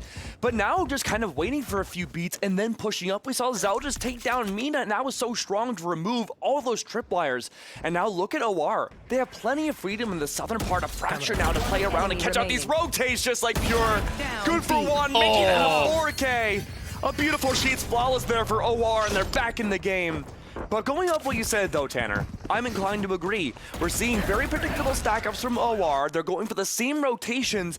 And again, even though we can see everybody in the minimap, the teams in the server cannot. But they have that intuition to know the reads, know the beats again of how OR like to rotate historically, and they're not really adjusting their tempo. Instead, Soniqs, they're going at a variety of different speeds, and they're using those surprise factors themselves to go up against OR.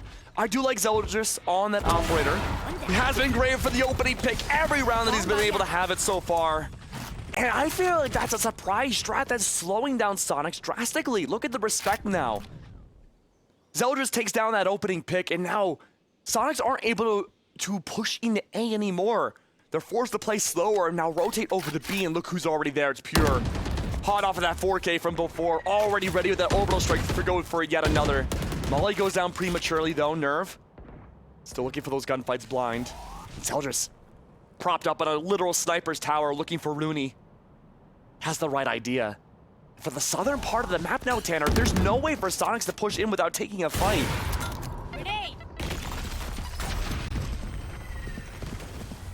Paint Shell stall, Aftershock. Not getting a whole lot done. Keep off the site for now. Lear. This is Lear's domain. Underneath heaven, he just feels so good as the rocket from downtown will sever Nerve. A flawless round again, courtesy of Sheets, and it's Zeldris, the tip of the spear once more. This is so good. OR just feels so much more comfortable now in this server, and I think a lot of that has this freedom for Zeldris to kind of just be wild and look, go hunt for the opening pick. Find the beginning, find the end, find all the operator shots you want. That's what OR have been really using as their leverage. And so Soniqs on the timeout now. I feel like a lot of what they're talking about has to be, how do we avoid Zeldris in the beginning? And it's not even as simple as don't peek Zeldris. Remember, when the first round Zeldris got an operator, he was completely hidden. Well, okay, he was moderately hidden. He was playing an off angle looking into the satellite. It was Pure who strafed into him, immediately backed down, was like, no, I'm not dealing with that. So then what happens is Zeldris backs away, hidden from the field of view from satellite, avoids the fault line from Rooney, and then re-engages off of a blast packing Pure. You cannot expect an op shot to connect there every time. But the problem is, though, Zeldris is really dang good at it. He's so good about finding that opening pick no matter the situation. And so again, what do you have to do to counteract Zeldris here? He's 11-5 now, Tanner.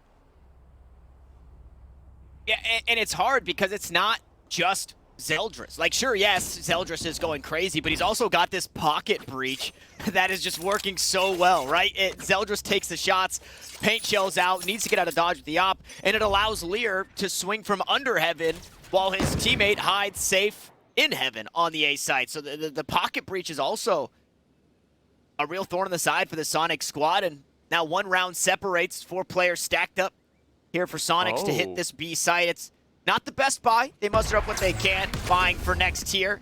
Smokes come down, operator to hold the line once more. Blast pack with a shot over the shoulder. Paint shells to try and help for the delay, but getting run down as Zeldris and Pure will finally get revenge. Sheriff shot over the shoulder, just as the op shot was previously. And the neural theft for information.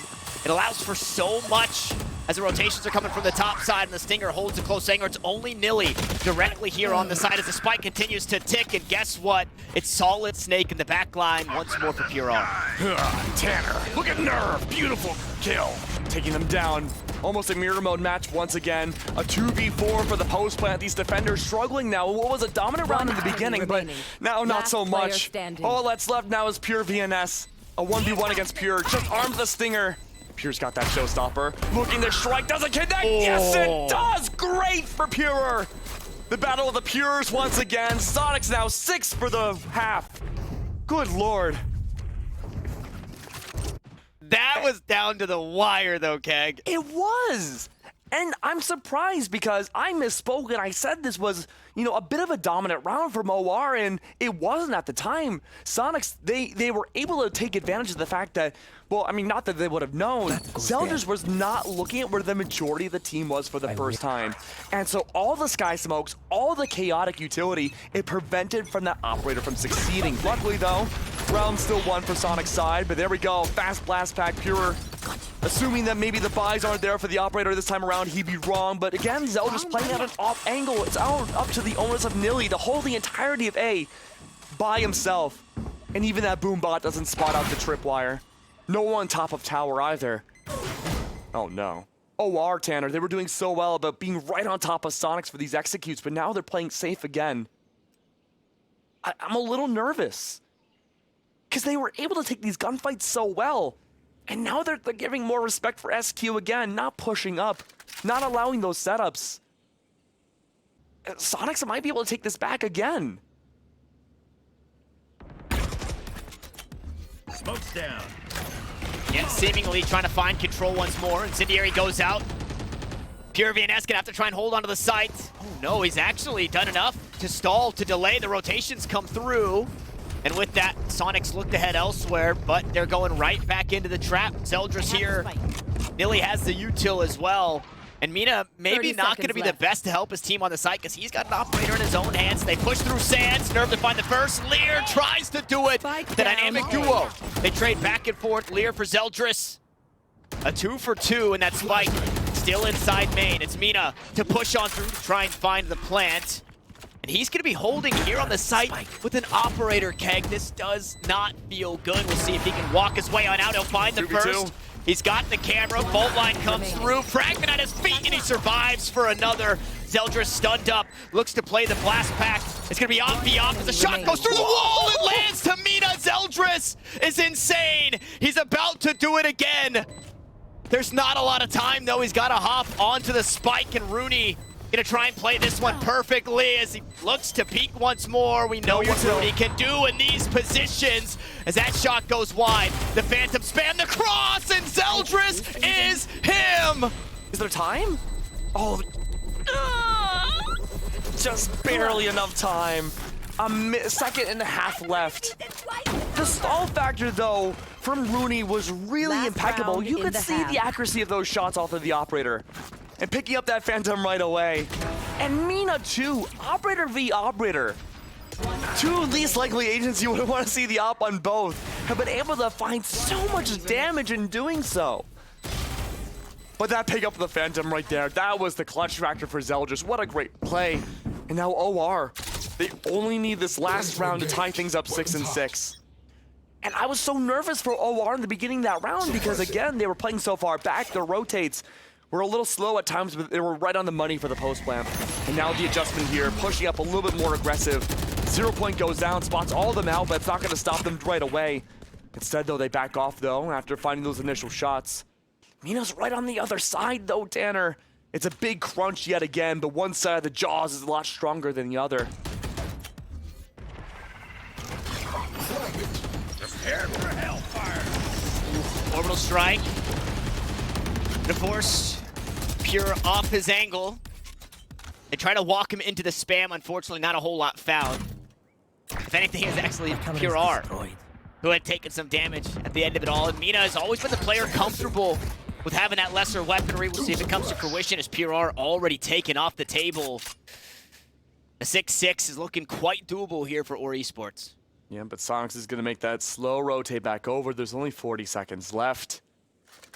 We've seen what these rotates can do from Soniqs. Even if it is closer to the end of the round, it is explosive. You've lost out on Pure. You can't gain that immediate space. You have to rely on utility more so here. You're nearly already finding those lines of sights, hiding away from the bullets towards the top of tower. The nades from Zeldris don't do much, but Nilly's good for that opening pick. Where are the others? I know Rooney exactly goes fishing, finds one. Jonah there to trade. Mina will grab another. 10 seconds left. Hat comes off, positions revealed, and they have to try and get the spike planted, but they want to try and deal with Nilly first, and they do so successfully, but you're running out of time, and there's just enough for Nerve to get that spike planted. Spam through the box. Won't find the damage. Incendiary available, but not for the next second, One courtesy enemy of remaining. Jonah. Last 6 player 0 point. standing. And I don't know if Mina was spotted, now for sure known. As that can comes out, the reload is there, and he repositions to try and take an aggressive fight just over the top of drop. And Mina does it for Soniqs. They bag the lion's share of our first half here on Fracture. Switching side. Oh, good vengeance too for A-Site. Remaining. Man, Lear, like you said, just dominating A-Site. And Zeldris was there too, of the operators, no less. But I mean, again, a big anchoring game comes out on Fracture when you're on the defense. And I'm a little surprised though, Tanner. A lot earlier on in open quals and LCQ, we were talking about how important Sentinel utility is for this map, but it really felt like, for the most part, it relied more so on that Breach and Brim combo. It was less about stopping power with tripwires and more so just blocking lines of sight, going for those stuns, and honestly, just swinging a whole lot and finding a ton of impact on kills. But what to do, it's OR back top satellite. Not a lot of tripwires though, coming from OR. Nelly only bought up one. It's placed right outside of the connector from B to A. A lot of noise being made here outside of satellites. Definitely tell Mina's very well aware of them now. Sky Smoke goes on top. But farming orbs is so important on this map. You have more orbs on this map than any other. And because of that, it's easy to get those early ultimates. And feeding them to whoever you can is so good. But back over to Arcade, an early push here. OR love to go for this early play. Shank is well aware of that too and chooses to back off, waiting for maybe that blast pack after those paint shells come out, but it hasn't yet. Pure's got a great angle for the first contact though. Bot doesn't find too much. Pure atop the box. Decapitates one, but will fall himself. So we trade back and forth, 1 for 1. As a site not yet free. Nilly making it look just a bit more so as Mina finds one through the Sky Smoke. Cam doesn't necessarily grab the tag, so no extra information to be found off that one. The spike is planted for free. And a 3v3 here. A couple of members chipped away. Rooney and Nerve both sitting at 74 health. And on the opposite side, 70 stands for Jonah and Nilly. And they're all on the top side. A swap for the pistols. The right click doesn't land. Jonah happy to send 2 into the body of Mina and sit the Cypher down. Now the fault line comes through. Is Rooney gonna hop off to the spike? And it's just so overwhelming from OR Esports. Another round in their pockets, getting ever closer to tying the game up yet again. We saw a close game on Pearl, and then a lead-away charge for OR. And if they're able to convert this next round, they have the better weapons here. They may very well tie it up.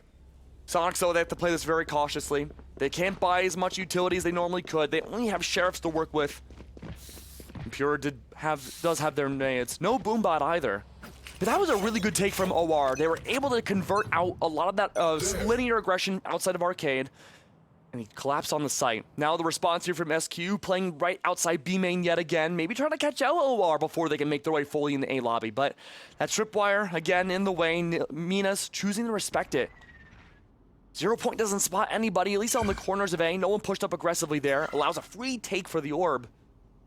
Soniqs themselves, at least they have a presence on A. Nervous by themselves. Everyone else on the extremities. Choosing to hide, looking to use that sky smoke as a friend to help the push out. And maybe buying time for those on the lurk, especially Mina. Pings go down. There's no action just yet from OR. Everyone's at a standstill right now, Tanner. Cooling down. These pings are good, but it doesn't amount to much. This 0 Point, though, should lead the charge. It's gonna spot out Nerve. Can't use that utility anymore. He's already been suppressed, but now there's the entry. Zeldris is on top of the site. And Zeldris all the way out. Not even the player that dealt with Nerve. Pure next up to the plate, and unfortunately he struck out as Rudy gets one back. Headshot lands. Oh, the Sheriff does its job in taking down one, but an anti-eco that goes as expected. Or Esports explode onto A, and they tie us up at 7. And it was just such a blink of an eye of a round. We were hyping up this execute, and then boom, you blink for a microsecond, the round is over. Everyone's just gone.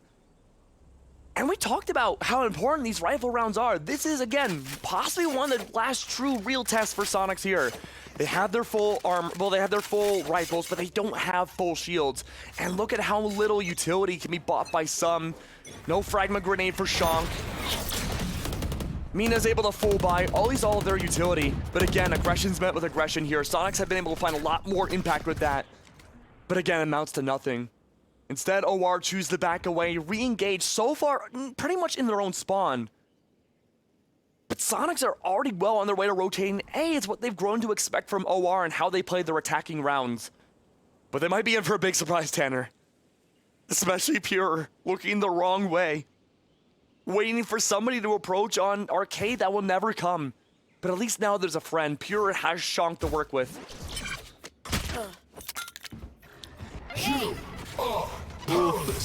Gets the paint shells out just in time. 0 Point for the info as to how many are playing on this site. But look at this. The rotations come through for the defense, sure, but Nilly's calling over the Calvary. Says, guys, this one's free.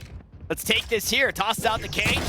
Try and block Vincent. Rooney, though, quickly as the cage pops. So does the Grape of Nilly AZ. Planted. And look at that full site control now in the favor of OR. Only Sands is hotly contested for the defense. They have to take re-control of this before they can approach the site. Though the only one on site right now is Lear, armed with nothing but a Sheriff to try to take everybody else down. It's up to this 2-1 split for Mina and Nerve. They'll use this effectively to take down Lear, but he's dodging, weaving, dodging everything and taking down Mina. Both ciphers are gone. And the dodge, duck, dip, dive, and dodge. Lear's still alive, and there's 4 players worrying about this one guy playing on top of the spike. Now Nerve gonna hop on, try and stick to the fuse. Look at Rooney starting to cut him down, but the incendiary didn't buy enough time. The spike is ticking its halfway. Low HP, no way! Jonah's able to get it done with .11, and it's an eBay clutch for OR Esports. In the time it took you to say eBay clutch, it was so many tenths of a second. That's how long it took in between the round deciding factor. Unbelievable. And look at Rooney again. This post-plant spray, the triple there, or the double, held out so effectively of just keeping Soniqs at bay. But, or OR at bay, I should say. But, now OR take that small lead. They're ahead by a single round. And again, these are coming down to the wire much more than before. It's the true last chance for Soniqs now that they've squandered that away. If they keep losing this lead even more and more, they might be completely out by losing out 2-0 for the series. Rooney's already down by 1. A full thrifty round coming out from SQ's side. They're just going for it. They're trying to find as much eco damage as they can. The kill feed looking like a Christmas tree. It's Lear finding out another, but Zell just wastes that showstopper. And all that's left now is Mina with a stinger. Some economic damage was found though, Tanner. 3 left alive for Mina to deal with. And right in the arcade, this is perfect for the spray for a stinger. Yeah, Zeldris low in HP too. He could find another one, deal some extra damage. You should know that 2, if not 3, are pushing their way through tower. He's gonna work his way up the ropes. Knife is out, another kill found. Jonah falls. Spike is planted in the aftershock to keep Mina from walking over towards site, so he'll wait this one out. Now we'll see. Door Esports, they double up inside tower, but they're looking to give ones over to this stinger. We know how strong it can be. Fault line out, 54 HP and stunned up as he hops back into the cam. Nobody's on the other side, buddy. They're right here in front of ya. And Zeldris will close it out with 3 kills on it, working back towards that showstopper. Yeah, and let's talk about how in a 2v1, still we didn't see any overextension from OR. It easily could have been the factor that Raze could rotate from the bottom of rope and try to go for a mini flank against Mina, but instead, OR chose to play it safe. They held top of tower, they knew they could both watch each other's backs, and Mina was limited in options by all of Breach's utility. Aftershock made sure that there was only a linear path, top of tower. Mina opted not to go there, but it reduced the amount of options Cypher could have in the post plan. And because of that, OR now take the lead by 2 rounds. Another rifle round again in the favor of SQ. Pure's close again, though, to that showstopper. In fact, almost everybody in SQ either have their ultimate or just a few orbs away from getting it in their possession. That's going to make the rest of the game a lot more hairy, depending on how they manage their ultimate economy. Same can't really be said for OR. Few close calls for their ultimates to be gained, but again, the eyes right now on Soniqs. They're choosing to have a lot of floaters here. Almost a 4-stack over the B, and this would be the right read against OR. But those tripwires are divided out between both sides, and that one's placed so far back, it's practically for an arcade push. And that means all that pressure is going to be on to Shunk. A little bit on Pure too. Make that a triple contact onto the site. It's all a game of hiding. And appearing at the very last possible second.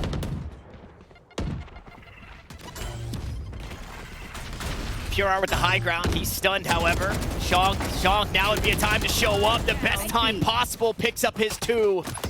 Pure will grab his 1. He waits out the fault line stun. Now Nilly wants to go aggressive into Canteen, but Rooney swiftly deals with that. Soniqs, although we were at a lull in the round for quite some time, they've snapped out of their lull and are looking to find their 8th. The only person standing in their way is Jonah 6. At best right now, if you're OR, you're trying to get Soniqs to use their ultimates here on a 1v4. It's not going to happen, but that's like the most miracle play you could possibly hope for. Mina taking a wealth of damage. The fault line hitting from below the site. And it's, yeah, a bit of a quiet round there. But Soniqs do reclaim their first round in quite some time. They only need 1 more to tie it up, and yeah, ever since we swapped sides, it's been a 4-round streak for OR. They're really good about converting these rounds, and Soniqs, now that they have their rifles back, they're able to find a little bit more stability. And I can only imagine with this round now in their belt on top of those ultimates, they should be good about collapsing upon OR for these slow attacks more than once. But you know what? OR, they're not going to choose to swap different sites. They're going to re-engage on B main yet again.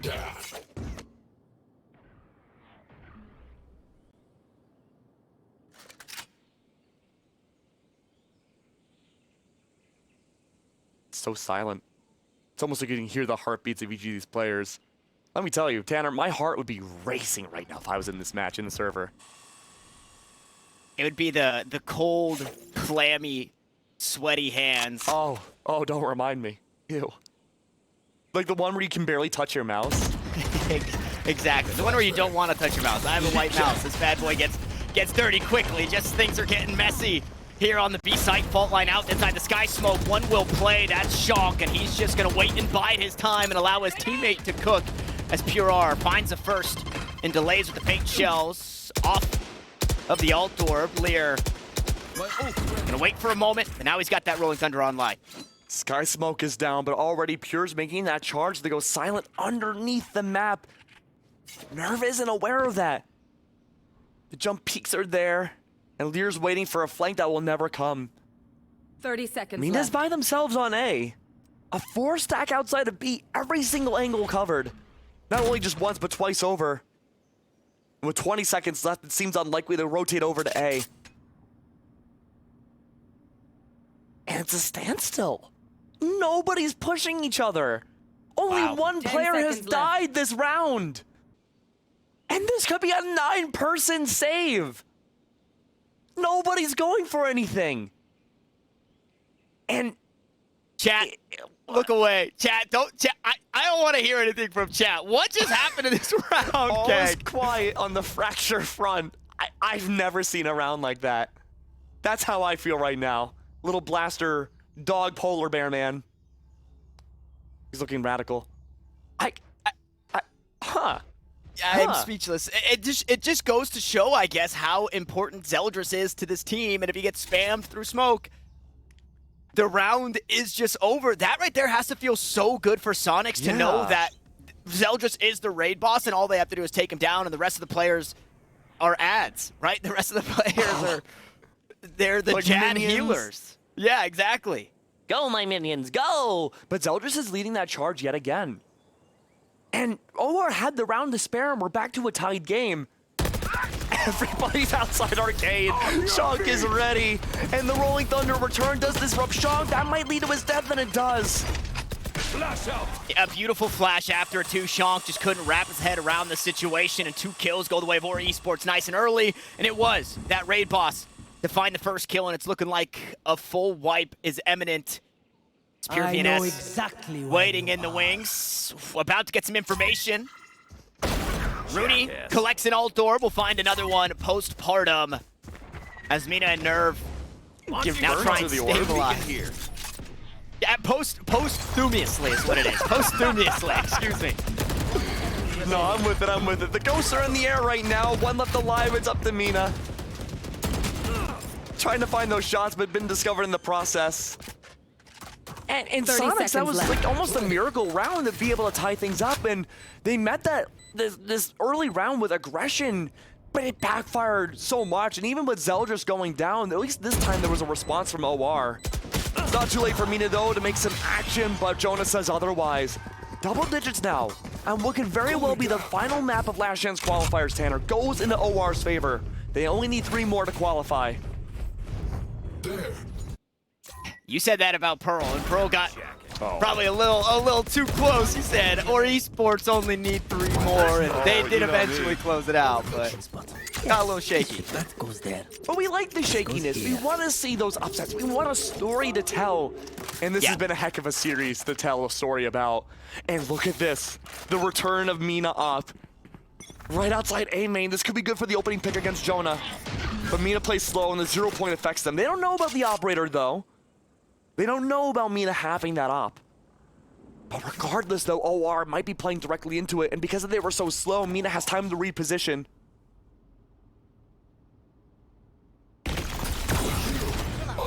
Thank goodness. I wasn't sure if they were going to invest anything into getting the players off the angle here. Orbital Strike splits them up, but it doesn't do the damage. They're safe in the corners, so they'll back away from it. No harm, no foul. Mina gonna go back on the angle, still suppressed, can't pop the cage to escape if he does get run down, but the only person to do it would have been Zeldris, and he has since been dealt with. So the cages go up, Mina gets away.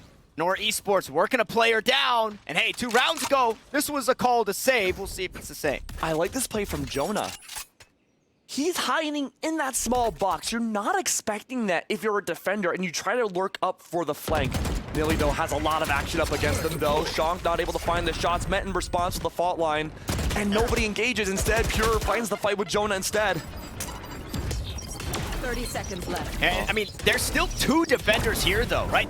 Jonah's doing so much to keep them planted on this side. It's a 3v3 directly here out towards B as the fault lines come through. Aftershock to delay a push onto Lear to allow him to sneak away as we go Aftershock for Aftershock, and Nilly just trying to survive the util dump. Meanwhile, all the way out towards spawn is an Orbital Strike with no Incendiary, now going across the top as well as Pure VNS as Nilly will find the first. He's traded out. Lear and Pure VNS now going to try and work hand in hand. Both out towards Arcade. 0 point to reveal, but just in time the Orbital Strike comes through and Pure will find another. Pure R, however, remaining. gonna hop onto the spike, and Rooney gonna play bodyguard to try and keep him alive, but with 33 HP, he's sticking it to tie us up at 10. Oh, all of these rounds coming so close to the wire. Pure just barely able to get that orbital strike down on Spike before the 0 point nearly took that opportunity away. It doesn't matter though. Soniqs were still able to convert the round. Another defuse. Talk about Mina on the op again. That late lurk paid off in dividends because of Jonah's lurk. Jonah had such a great time with the distraction, but despite Pure being on the other side of the map for so long, it was a great attempt, but it had little impact. Pure was still able to get that defuse, and OR go for another timeout to their last one. We have to go back to our coaching outfits, Tanner, and see what's to do next. Honestly, again, even from the last timeout to now, OR, they've sped up their game quite a bit. They're trying to get into those mind games and counteract Soniqs and whatever oddities they want to bring out each round. But there's been less oddities, other than that full 9-person save. It's more so relying on just fast execs again, looking to play for post plans almost exclusively, and how they can configure their way to find a weak spot in the defenses to push into A and push into B. And it's been working out well, Tanner, but right now, these next few rounds could change the fate of American challengers. That goes there. So what's the setup going to look like here? We've been seeing a lot of satellite-based pushes. Launching We've been seeing a lot of B-main pushes. This time, though, it's almost like a default play for OR. Spike's at the top of the map now. The only one that could be close is Mina on the operator. Satellite hasn't been contested much in the second half, but setting up for an arcade exec, Pure and company seem to be ready.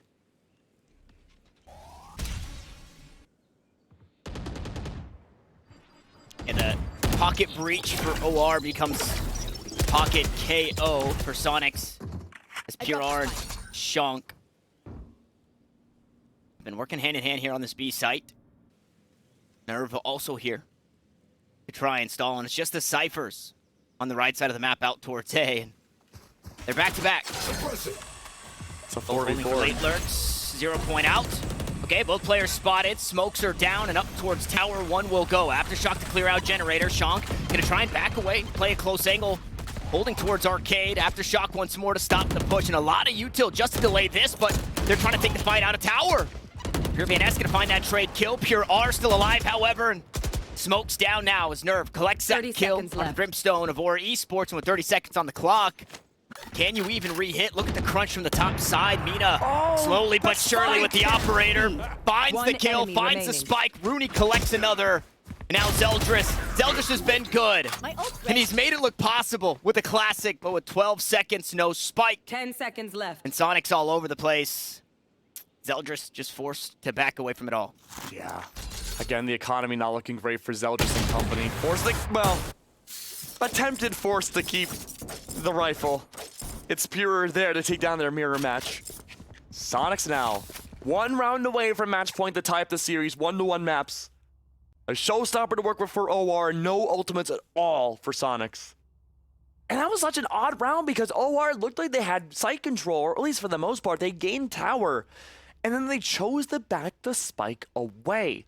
And so this might be a round 2 to Electric Bugaloo in, hopefully make sure that they can use the spike to effectively get on site this time, and there's less bodies now to worry about. Soniqs, though, positioned heavily outside satellite. Mina does have that operator still, and Pure's there for the opening contact. May try to hide away. Nilly's gonna definitely focus on Mina first. What a good slay. That's Nilly to fall, and look at this. It opts into a lot more rotates. Jonah already on site.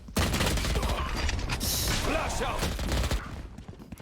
And Jonah finds one. Stingers will help to find another. Rooney sprayed to the sky smoke, narrowly missing out on finding Lear, who's enemy just remaining. creeping through Canteen with his knife out. And Pure are happy to dispatch of those 2 attackers, now turned defenders. It's Zeldris, the only one that remains. A showstopper and a headshot. There's nobody better in these situations. Pure are gonna hold the angle. Flash goes out, a bit more HP. Satchel to try and keep him at bay. He's gonna look to deal with that. It's heaps of damage down to 69 as he continues to jiggle. He'll just be the 4th for Pure R. And that's match point for Soniqs. They played a clean retake again. They were able to read where they think that initial initiation would be. And with Nilly falling so quickly, it just opens up opportunities for Soniqs to rotate around the map. So Nilly, thinking that they were safe, immediately mowed down. Wasn't a good start to the round, and the punish was a rippling effect over to the round loss. 12-10 for OR. And you're right, Tanner, I did mention that, you know, they were only a few rounds away from qualifying for challengers, and then Soniqs. I don't know why you said that. I don't know why you said that, Keg. I'm so sorry, OR. I'm so sorry. You can blame me, it's okay. But let's see what Soniqs can do. What very well could be the final round of map 2. Playing aggressive again, Mina here with the operator. Just like Zeldris when they were on the defense. Consistent with these opening picks and the invisible pressure too. Man, I gotta stop talking.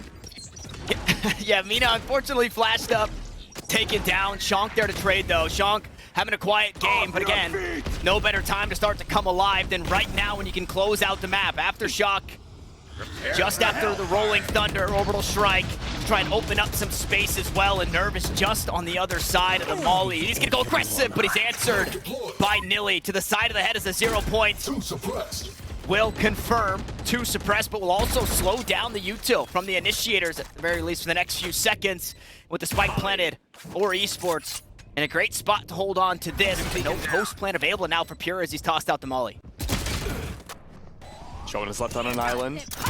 Pure trying to hide, does take down the other Pure, the showstopper no longer there.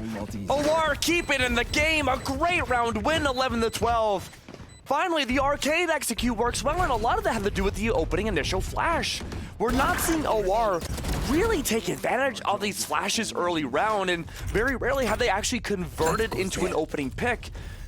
That being said though, a great util dump from top arcade, disrupted Mina, lost the operator, lost their life.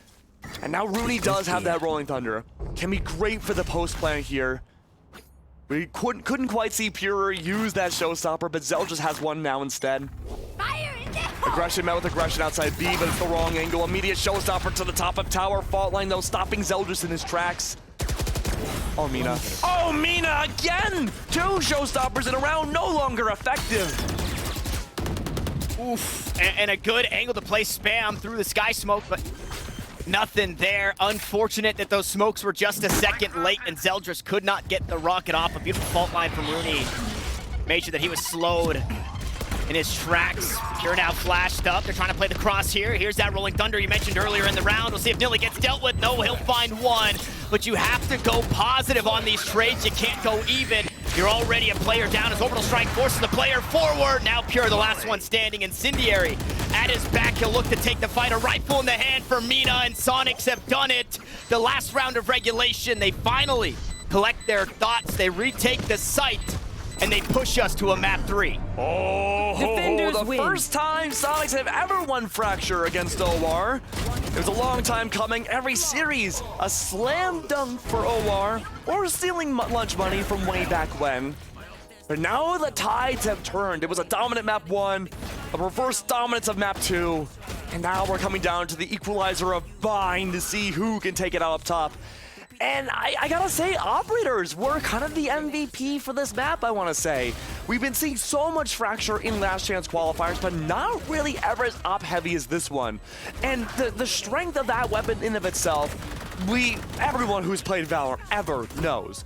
But the way it was used specifically here to shut down a lot of entries for these attackers was a strong pivotal point, especially for Soniqs in their defensive half, to stifle OR.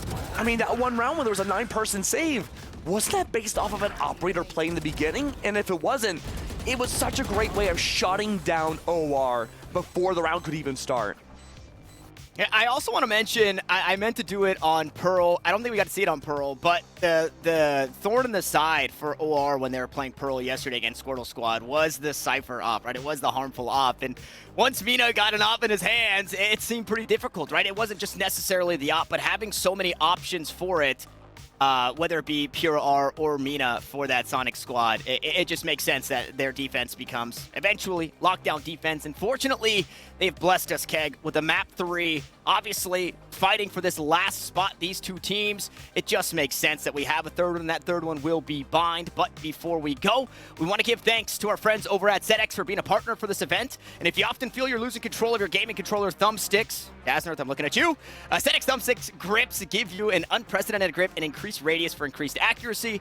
And they're available for low rise, high rise, or medium rise. And they fit on your PS4, your PS5, your Switch Pro, or your Xbox controllers. So you guys can check them out. They're available now at Amazon.com/Soniqs. And while you guys are doing that and getting yourself some thumb grips, we're going to hop away and get things set up. And we'll catch you guys over at the teleporters on Bind. Finally, you can stay in control of your thumbsticks. Natural evolution gave the gecko its amazingly strong grip. Our multi-patented Soniqs technology duplicates the microstructured fibers on a gecko's foot for a revolutionary new way to get a grip on game controller thumbsticks. Like a gecko's foot, the thousands of microstructures on each Soniqs anti-slip thumbstick grip provide high friction to the skin surface for a secure, comfortable grip, even when sweaty, giving you a competitive advantage. Stay in control with the secure and comfortable grip of Soniqs thumbstick grips. Inspired by nature, perfected by science. To some, this is nothing more than cardboard and ink. But to those who know, these are precious metals, rare gems. A full set it took 15 years to complete. Low-pop rookies, hypnotizing hollows. One of only a handful in the universe, or an heirloom to look after for the next generation. No matter what you collect, raw or graded, to have and to hold, or to crush your opponents with, what matters is that it's real. Introducing eBay's Authenticity Guarantee for trading cards. Our third-party authenticators inspect every detail of your card and compare it to the listing to make sure it's the real deal or no deal, because we know just how much your collection means to you.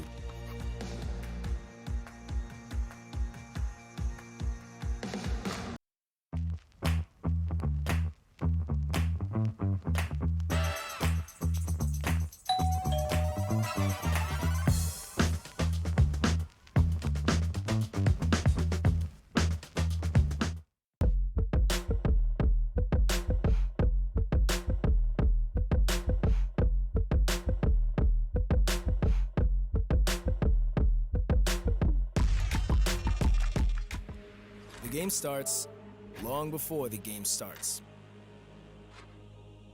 You get your gear right, your keyboard, your controller, your controller's controllers, and the keys to your keyboard. Because warm hands are faster hands. Gain the upper hand and power up your pregame warm-up with Zippo hand warmers. Welcome back, Valorant fans, and thank you for joining us for our last map of the Valorant North America Challengers Last Chance Qualifier between Soniqs and or Esports. My name is still Tanner Metro. That much has not changed. I'm still working alongside Keg. That has also not changed. What does change is the setting and the landscape for our series as we look to head out towards Bind. We can briefly take a peek back at what happened on Fracture, which another map that essentially goes the distance. Well, that one actually did go the distance. We had a 13-10, this one followed by a 13-11, and hey, guess what? The team with the most first kills ended up getting the dub. And I mean, we talked about that going before the break. A lot of it was operator-based towards the latter half of the game, and I gotta say, very impressed.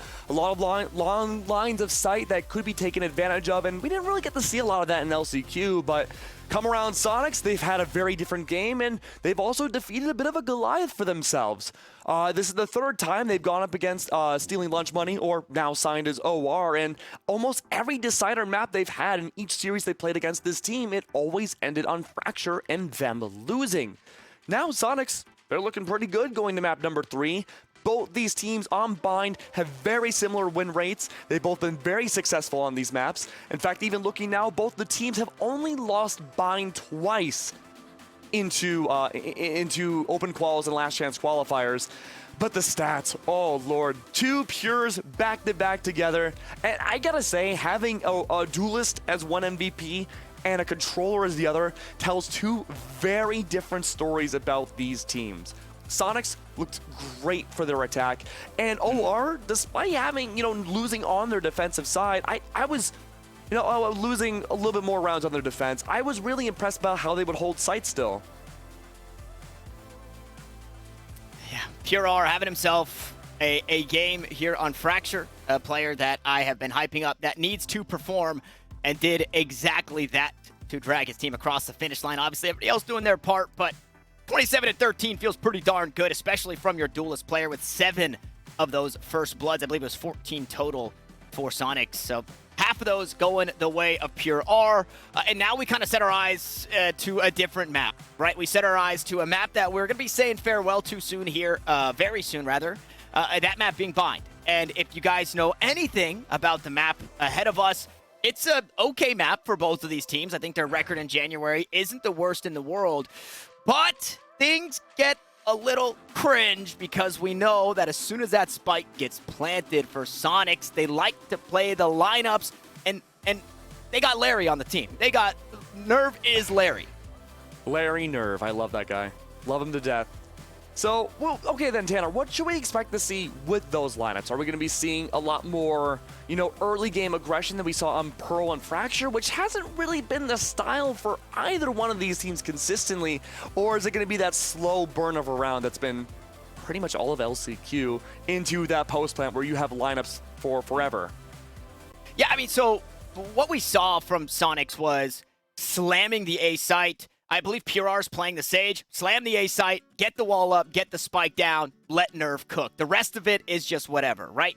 What we want to see on the opposite side is fighting for A short, not giving that up for free, which we know is very possible from OR Esports, with Zeldris on the operator, atop the truck, whatever it may be, just making sure that they can't just walk up and get that Sage wall down. And if they do, you can't just run down short and look to take those fights, right? You need to be extending through showers. You need to pressure Nerve from different angles. If you do have players short, you definitely want somebody to be on the backstab as well, which we saw a little bit yesterday in Breeze matches, where Nerve was looking to go back and play lineups, was completely unexpecting somebody to actually be fighting in this lineup spot, and Soniqs were losing rounds because of it. So, yeah, I would love to see that from more esports. Just aggression. You cannot let Soniqs, especially if they're on the attacking side, you cannot let them walk up and plant on A, because then the round is really no longer in your hands. We got to get our lungs ready then if it's just going to be round after round of team-wide gunfights.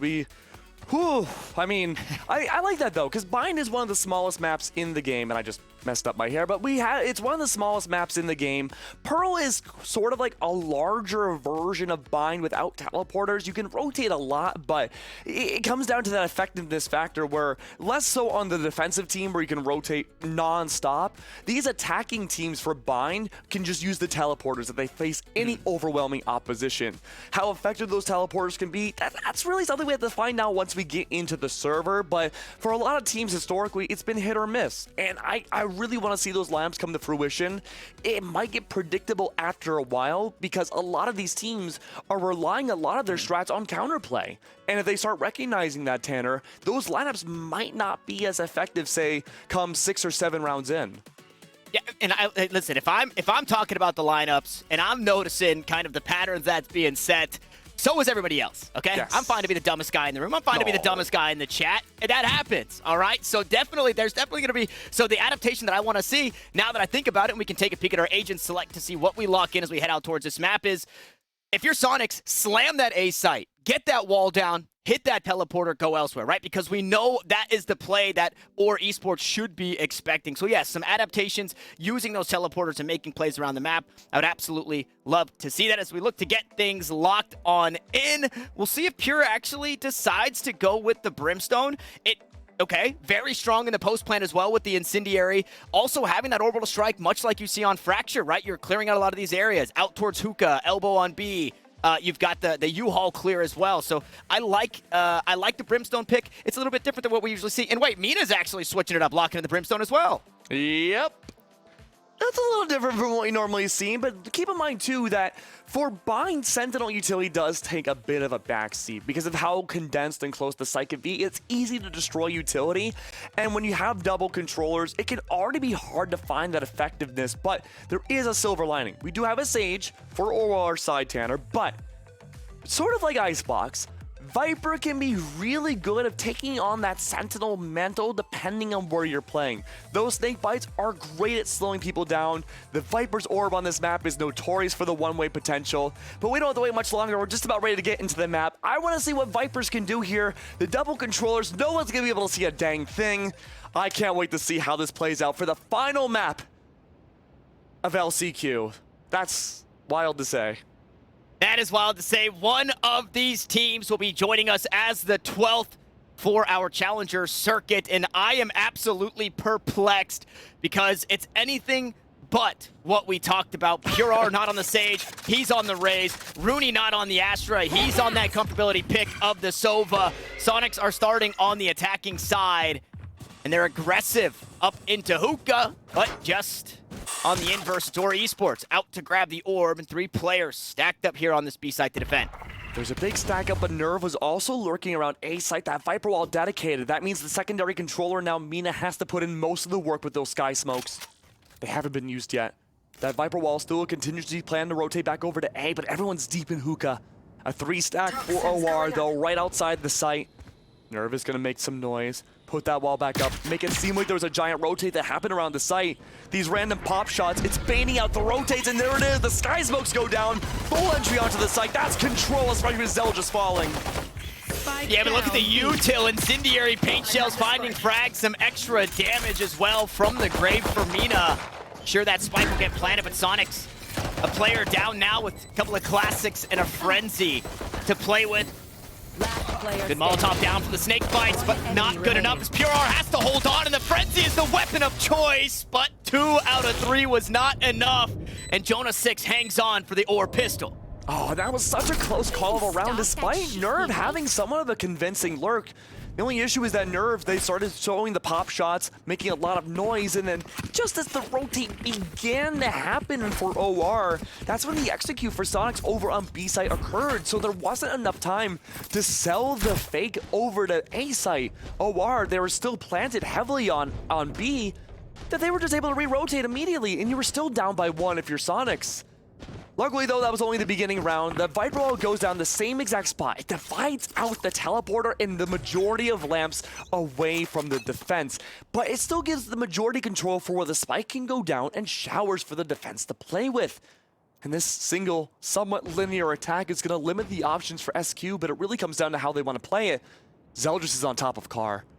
Sitting, waiting, hiding away, only a single blast pack now after using one to get to the top of the car, but no one's there. The wall does help him a little bit, and the boombot's there to see if anyone overextends past the wall. The answer's no, but it does get to the mercy of a firing squad. Poor little robot. And now there's Lamb's control back in Zeldris' favor.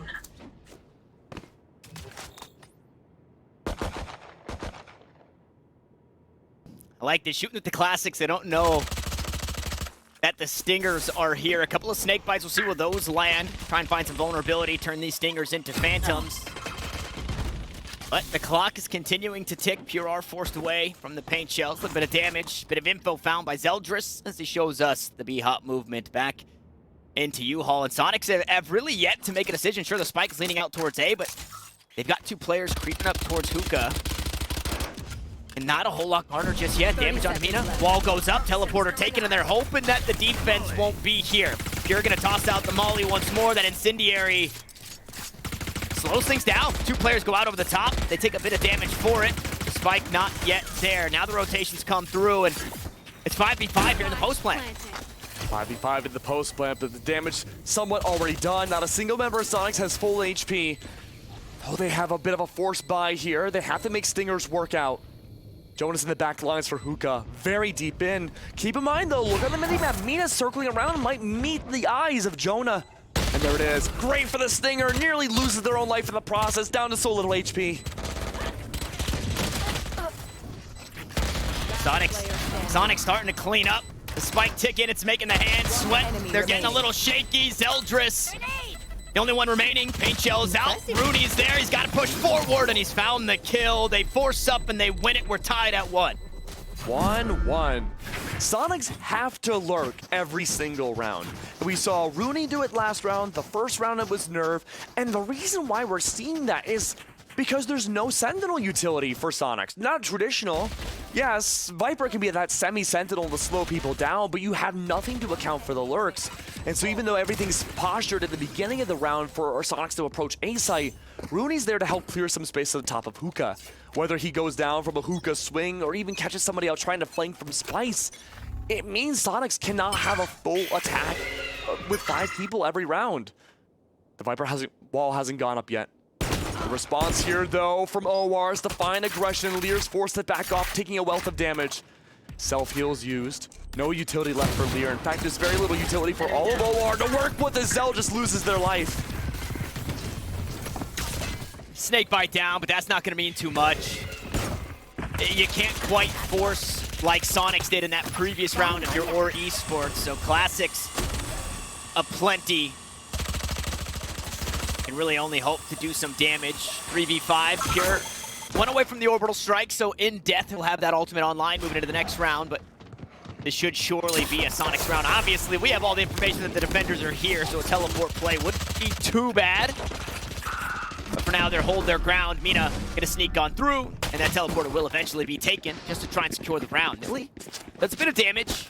Will have a weapon in his hand as he looks to retake, but this one should continue to go the way of Soniqs. Yeah, keep in mind, Nilly and Jonah don't have the best weapons here to opt for a save. It might be more beneficial for them to take fights here and just lose or find economic damage.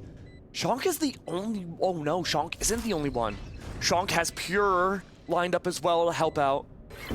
Pure does have the Bulldog. Who let the dogs out? It's Pure. That's one going down. And Jonah, just with a classic, maybe good to find exits here. Should be well aware about his presence. That guiding light's gonna give away the whole story. And there it is, those pop shots. Jonah tried to strafe across. Couldn't even find any damage. But Soniqs are good for 2 rounds in a row, and a lot of that comes down to the teleporters. Waiting a while on the opening of A site, playing pretty much a condensed version of Fracture by taking those teleporters to a completely free site and fast executing off of it. They have full site control, and OR have nothing realistically to stop them when they have situations like that. But there are full rifles now, Tanner. Instead of Classics and Stingers like we had seen the last round, there's more of an obligation for OR to spread out their defenses and hide in corners. That means the B site's fragmented. Both Jonah and Nilly cannot play off of each other. There's a giant wall dividing them. But Nilly gives up hookah control early on because of that. Early information with the guiding light does spot out at least a few from Sonic's side, but they're pushing in fast. And that flash is so nice just to get that information. Sure, teleporter, always an option, but they know early Soniqs are here. They're trying to go quick. Couple of rifles, but mostly Spectres for the team. Inside the tube, good flash out over the top. Nilly in a really tough spot. He's vulnerable. He's been taken down. Pure R looking to make this their round as Jonah tries to battle back. Gets 2 of his own, making 3 before falling. As Eldris and Pure VNS, they just have to hold on to the site because the spike is at their feet. And Rooney, the tallest of tasks, he looks to drop on down, silent, and his drop from hookah, picks up 1, picks up 2, making 3 on the round for the eBay clutch. Good lord, wow, what a great clutch. And that was such an important round for OR too. They needed to keep those rifles. And now they're back down the Stingers. They're back down to the Thrifty. And we gotta give props to Jonah there. Just a single 1-tap twice over to help clear out the majority of the site. But even then, that wasn't enough.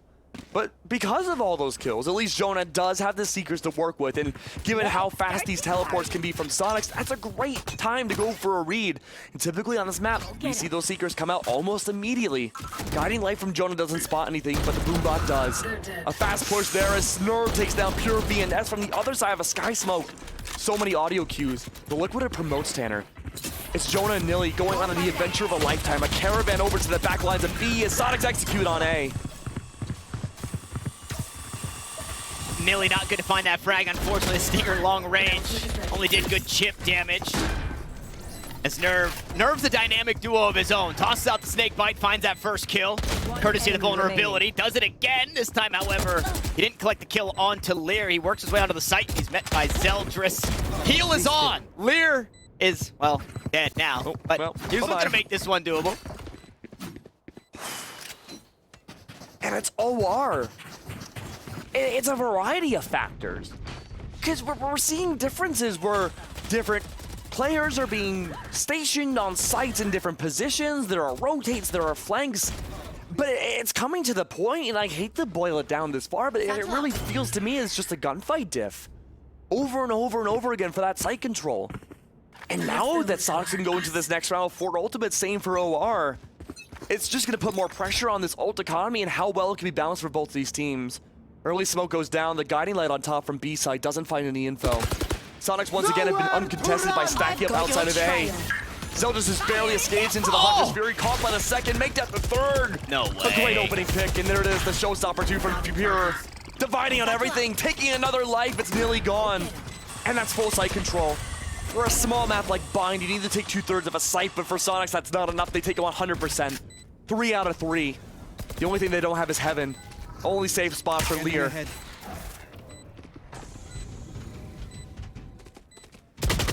I mean, that round, what can you even do? Zeldris trying their darndest just to survive, but Rooney, the tracking with the Hunter's Fury, lands the final 2 shots. Sits the Raze down, the Raze on the opposite side. Drops the base into showers, and Nilly was met by that one. Speaking of that said Raze, Pure R pushes a little too aggressively, bites off more than he could chew, trying to find some extra kills, hurt the economy a bit more. Either way, at the end of the day, one player drops, another round to Soniqs as they find their 5th. And this isn't the end of the world either, because 3 different members of OR saved their rifles, and they still have those ultimates to work with. And the buys aren't great. You have Spectres to have at your arsenal, but all things considered, a lot of your top heavy-hitting people still have their proper rifles to help contest the site. But a lot of those ultimates were used that last round from Soniqs' side. They found impact with the Hunter's Fury, the Showstopper. In OR, they might talk about that going into this timeout. But a lot of it just has to do with how much pressure Soniqs are mounting. And this is old school knowledge. But way back in the days of Tier 2, Tanner, Soniqs, at the time Renegades, so much rivalry potential there. Grand finals for a variety of events would always end on that decider map being Bind. And more towards the end of those times, way back in 2021, 2022, it was Soniqs that would take it out in victory. And they, even if the squad isn't the same as it used to be, they're still finding that same exact stride they did 2 years back. They're 4 rounds ahead right now. They have lesser ultimates. 10-1 for Rooney, by the way. And for OR, they have to keep spreading their defenses thin, going for the same setups, the same Viper lineups. And each time, Soniqs know this map better than anybody else to bypass it all.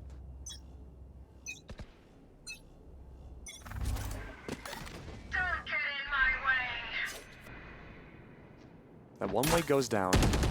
It's meant to stop Soniq from pushing in immediately, even with that Viper wall going up. Problem is, though, Viper wall goes up. Even if you have that one way, Zeldris can't see anything past Viper's wall. So instead, it's a waiting game again. The Viper's pick goes down on B long. Not that anyone from Soniq would know exactly where that is just yet. So they're forced to push that linear path right down yet again. Pure R's on. Mina, unfortunately, is not. 2 for 2 thus far. The incendiary backside keeps Pure from wanting to swing across. Spikes be planted. And Pure really left on an island here. No real help.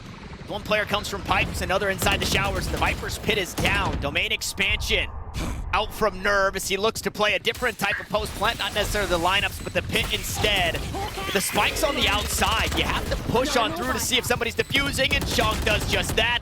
Nobody is home. Pure trades it back, the pit will fall, and Nerve does go back to the trusty lineups. Jonah gonna try and stick the spike, he's forced off halfway.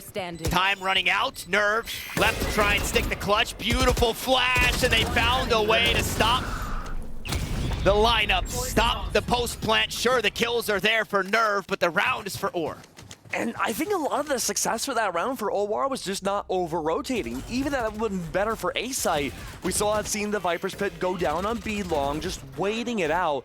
But this Viper's Pit too, on the reverse from Soniqs, actually I feel like did more harm than good. The Seekers came down in return, found immediate info against Soniqs positions inside of Nerf's Pit, and just allowed these off-angle positions to catch Soniqs off guard. There was no tradeability. But now that there's no Viper's Pit from either side, it's a bit of a reset here for the positioning outside of A. For the first time now, Soniqs are contesting showers.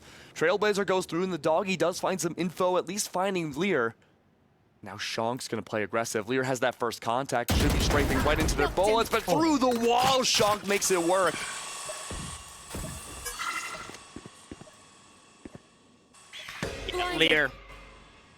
Lear flying a little too close to the sun there. Unfortunately, allowing Shank to find that kill. Look at the space garnered here, Nilly. Yeah, I like this. All the way up. They know that Soniqs, at the very least, have to still be leaning heavily towards A. Rooney step on out. Oh my God! Nilly tried the trigger discipline and Rooney punishes. Oh no, Nilly! And now think about this, Tanner. Nilly goes down and now there's no Viper wall dividing Garden or B side, but it doesn't matter because the call's already been made to go back to A. 3 left alive for OR. Zeldris helps even out the odds, but the orbital strike, there's no space to maneuver. OR, they're just wildly swinging, they're finding impact. Despite the sacrifice of Nilly, the teleport reigns true again, and look at this, there's nothing to block off Hookah. It's a 2v2, 20 seconds left. No ultimates for anybody, barely any utility for the post plant. No lineups at all.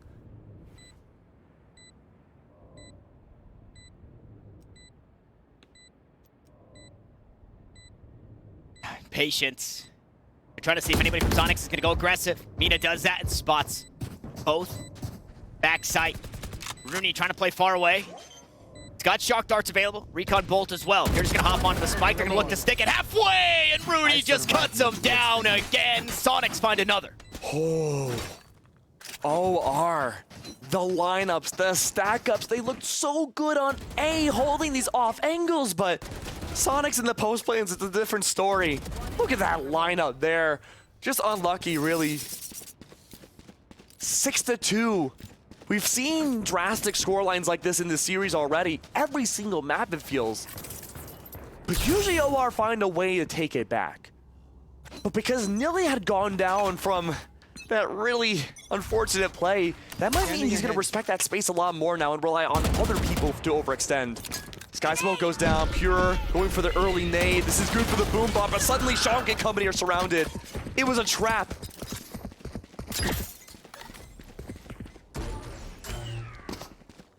It's tough. You got to respect it, right? OR trying to make the best of a bad situation, given what they have in terms of weaponry, resurrection available. Surely this is not the round that we see it. Those bodies a bit out of reach. And with that, I mean, I don't blame them for thinking that we're going back to the old school Valorant. You get a kill over here, then you run over there, then you get a kill over there, then you run back over here. So they think that's what's happening. They go over towards the B site, thinking Soniqs going to rotate all the way, because we've already seen that a couple of times this map. But they're still promptly going to take this A site. Right 4 players strong. It should be a 7th for Esports. You just have to die. That's basically how it goes. Unless Zeldris can do something crazy with that Sheriff.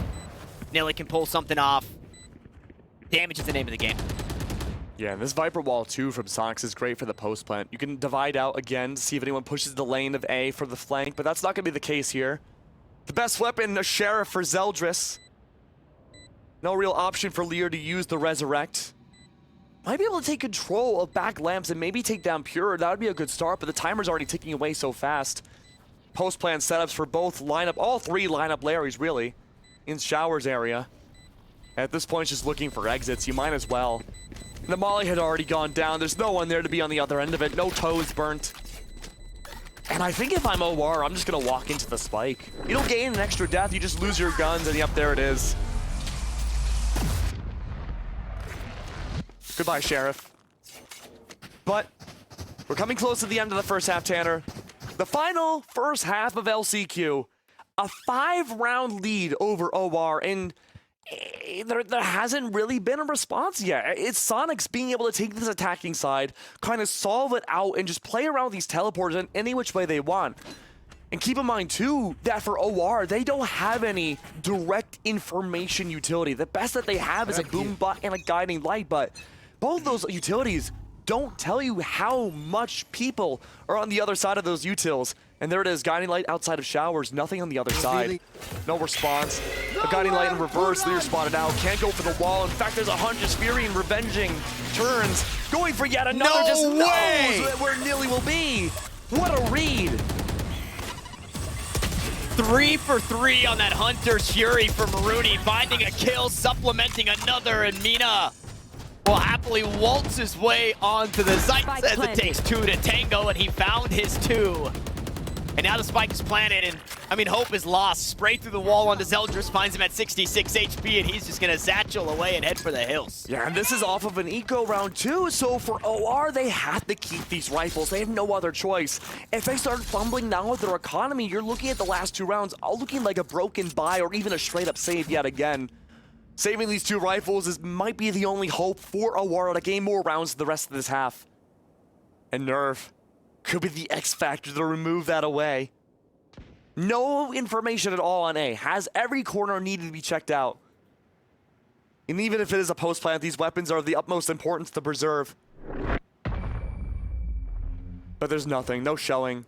A great round again from Soniqs. And what's there to say that hasn't already been said?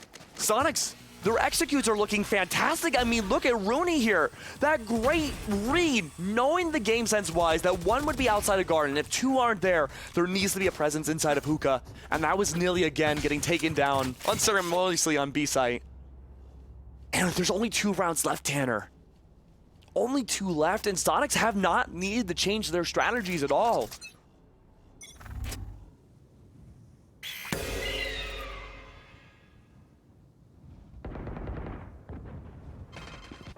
Early guiding light, did find some info. Jonah though, gonna take the risk and strafes out with his knife out.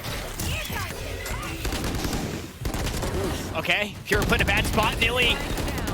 Good vulnerability onto 3s, flashed up. If he just held mouse 1, he'd have been all right, but obviously unbeknownst to the player himself as the Seekers go through. Nerve gonna go atop the box this time.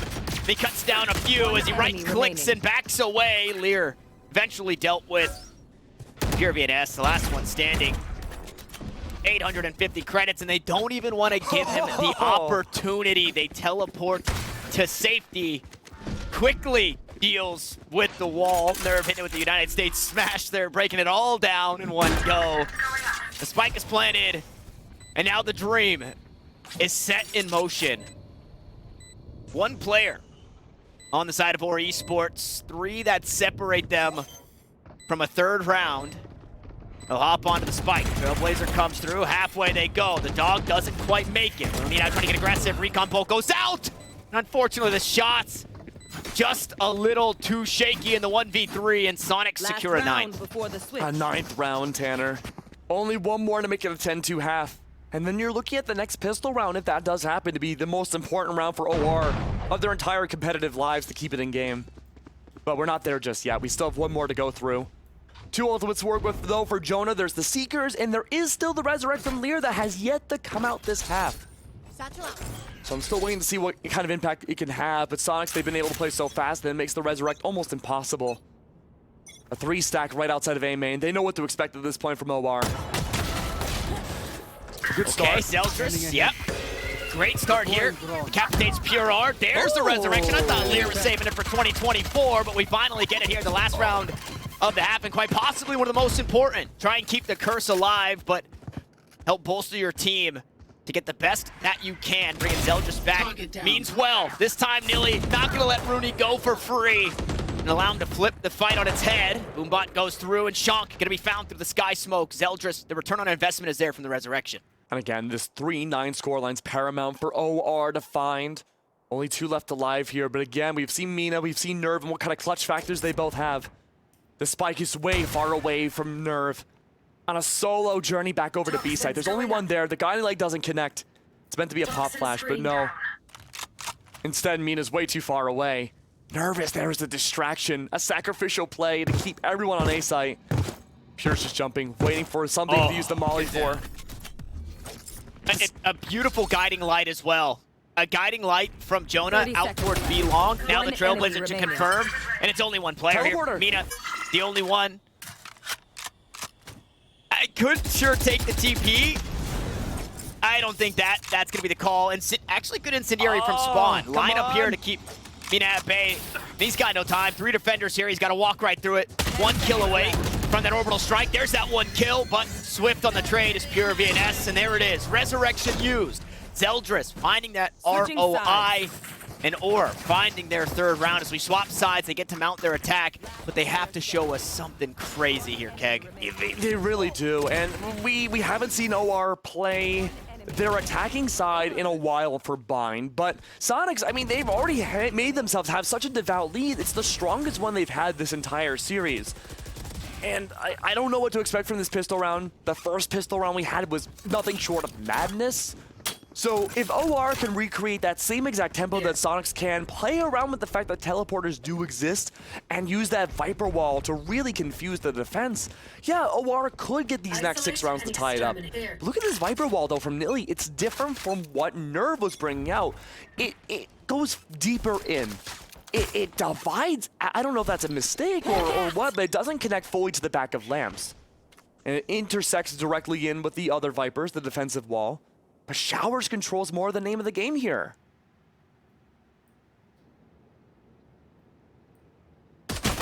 And Pure looking to hold on to that control. Zeldris runs him down. I don't know if he knew how many were there.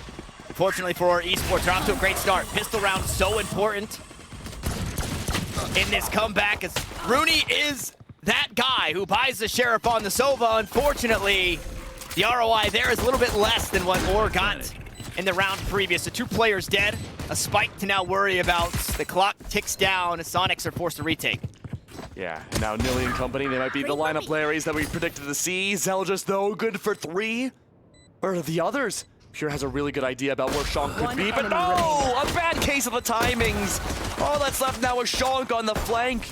Good to shut down. Moore has that guiding light, blinds out nobody. They all hide. Oh, good flash though. Zeldris still able to find the 4th kill on the round. Shank made that one look scary, made that one look doable, but for Esports recollect, find themselves a pistol, and we'll see what Soniqs decide to do after losing that one. Yeah, that was a miracle play right there from OR. A desperately needed round. Now they can buy it, have their economy build up and snowball at least a little bit more until the next rifle round. And good flank from Shank too, able to catch out Pure on that timing again, and then just pushing to the side, taking solos, but wasn't enough though to convert the round, but it did find at least a little bit of damage. Soniqs though, full save yet again, 2 shorties to worry about. Right outside of Garden too. Might just be able to play a contact play. Rooney though, a little different. Already finding some damage against themselves, but Nilly, they're running away. Are they aware about Rooney's presence on this lurk? Oh no. 4 players. Oh no. And Rooney. Ooh. And Rooney, and that's only 1 attacker out there. So that's a weapon that's easily retrievable. That's gonna go into the hands of Shank. As the teleport's taken, everybody hears this one, and this round just got scary with a Sheriff and a Shorty. The only investments, paint shells in the hands. Unfortunately, those won't go off by themselves. Lear's able to punish the players inside heaven. Beautiful barrier orb to take this high ground. Now in the 2v2, Shank has the weapon, and that weapon has since fallen. Rooney! The shot to the back of the head of Lear. As the dart goes out, he's caught with the util, the Legolas impression. You never bring a bow to a gunfight, says Pure VNS. And OR Esports are getting us that much closer to a tie game. That was a good reference. I like that. Very nice, very nice. But 5-9. We talked about the miracle run to get that first pistol, then convert it to the next. Now, the heat is starting to rise for Soniqs underneath them. Unconventional spike plants, running around the flanks. Again, no flank watch utility for either one of these teams. We didn't really get to see OR take advantage of that terribly, and when they did, they were, well, We saw what happened outside Spice. But there was some aggression that last round, and Shank is playing a dangerous game. Knife out, jump peek. Guiding light in return. Forced to back away under the site, and full rotate for SQ back over to B site. And Nerve just can't really help him in the position that he's in. Paint Shell's also going to force him off, so a full retake on the cards as Shank eventually goes down, just getting spammed through those back halls. Some more bullets sent that way. Nobody else receiving damage on the side of Soniqs, though. Sky Smoke keep the players inside elbow at bay for now. And while all of this has happened, Mina's still worried about a flank. Inside the spawn, he's turned around for just a moment. Poison Orb won't allow him to push up. Concealment there. Pure VS just on the other side. Barrier Orb dealt with. Flashes out. Pure are going to find one for the squad, but Jonah's there quickly to trade. And unfortunately, it's about to get sloppy because that clock continues to tick, and Rooney in a 1v4 could not stand tall enough. Once more, or put one in the win column. 6-9 is where we land as Soniqs have been reset. Very nice, very nice. And this is the same exact beats we had seen when the sides were reversed. Soniqs, they were able to convert so many rounds so quickly on the attack, and now OR doing the same exact strats. One thing we haven't really seen that much in prominence is both these defenders. They have Viper Walls, but they aren't really stopping the attackers. This Viper Wall is more interesting outside of Hookah and Garn. It's a lot more aggressive than some of the others, but we look at Nilly's wall, certainly not a mistake at this point. Great to have that kind of strafing potential between both sides of the wall. It's almost a mini cosmic divide that you can hear past. And there it is. Trailblazer through showers. Rooney may be thinking it's safe to push up, but Lear's on the other side. And they're just dancing around each other, unknown about each other's presence. Rooney goes for the opening shots, only with the Sheriff in tow. Preemptive dart there. See if anybody would push, see if you could spot anybody over the Sky Smoke. That space hadn't yet been taken. Meanwhile, space taken out towards mid. Shank all the way down Sands. We've seen this angle before. It didn't go great for Nilly. We'll see if it goes better for Shank. We'll even see if it comes to fruition. It's Nilly just gonna wait patiently inside the market. See if anybody pushes up. Imagine it happens to Nilly on the other, like, reverse side. Yeah. Good util. Wall goes up. Nobody gonna be able to push from U-Haul. Players inside showers still for OR Esports. Jonah gonna find the first. That one on to Nerve. Shank now slowly working his way on up, but Nilly privy to the flank. We'll find another for himself as Jonah adds another tally. Make it 3 on the round. The sheet's flawless for OR Esports, although it was essentially an anti-eco round. Soniqs didn't have much. We're now looking at a whole lot closer of a game, and this attacking side seems to be where both of these teams want to play. 4 in a row right now, Tanner. And again, really not too many changes.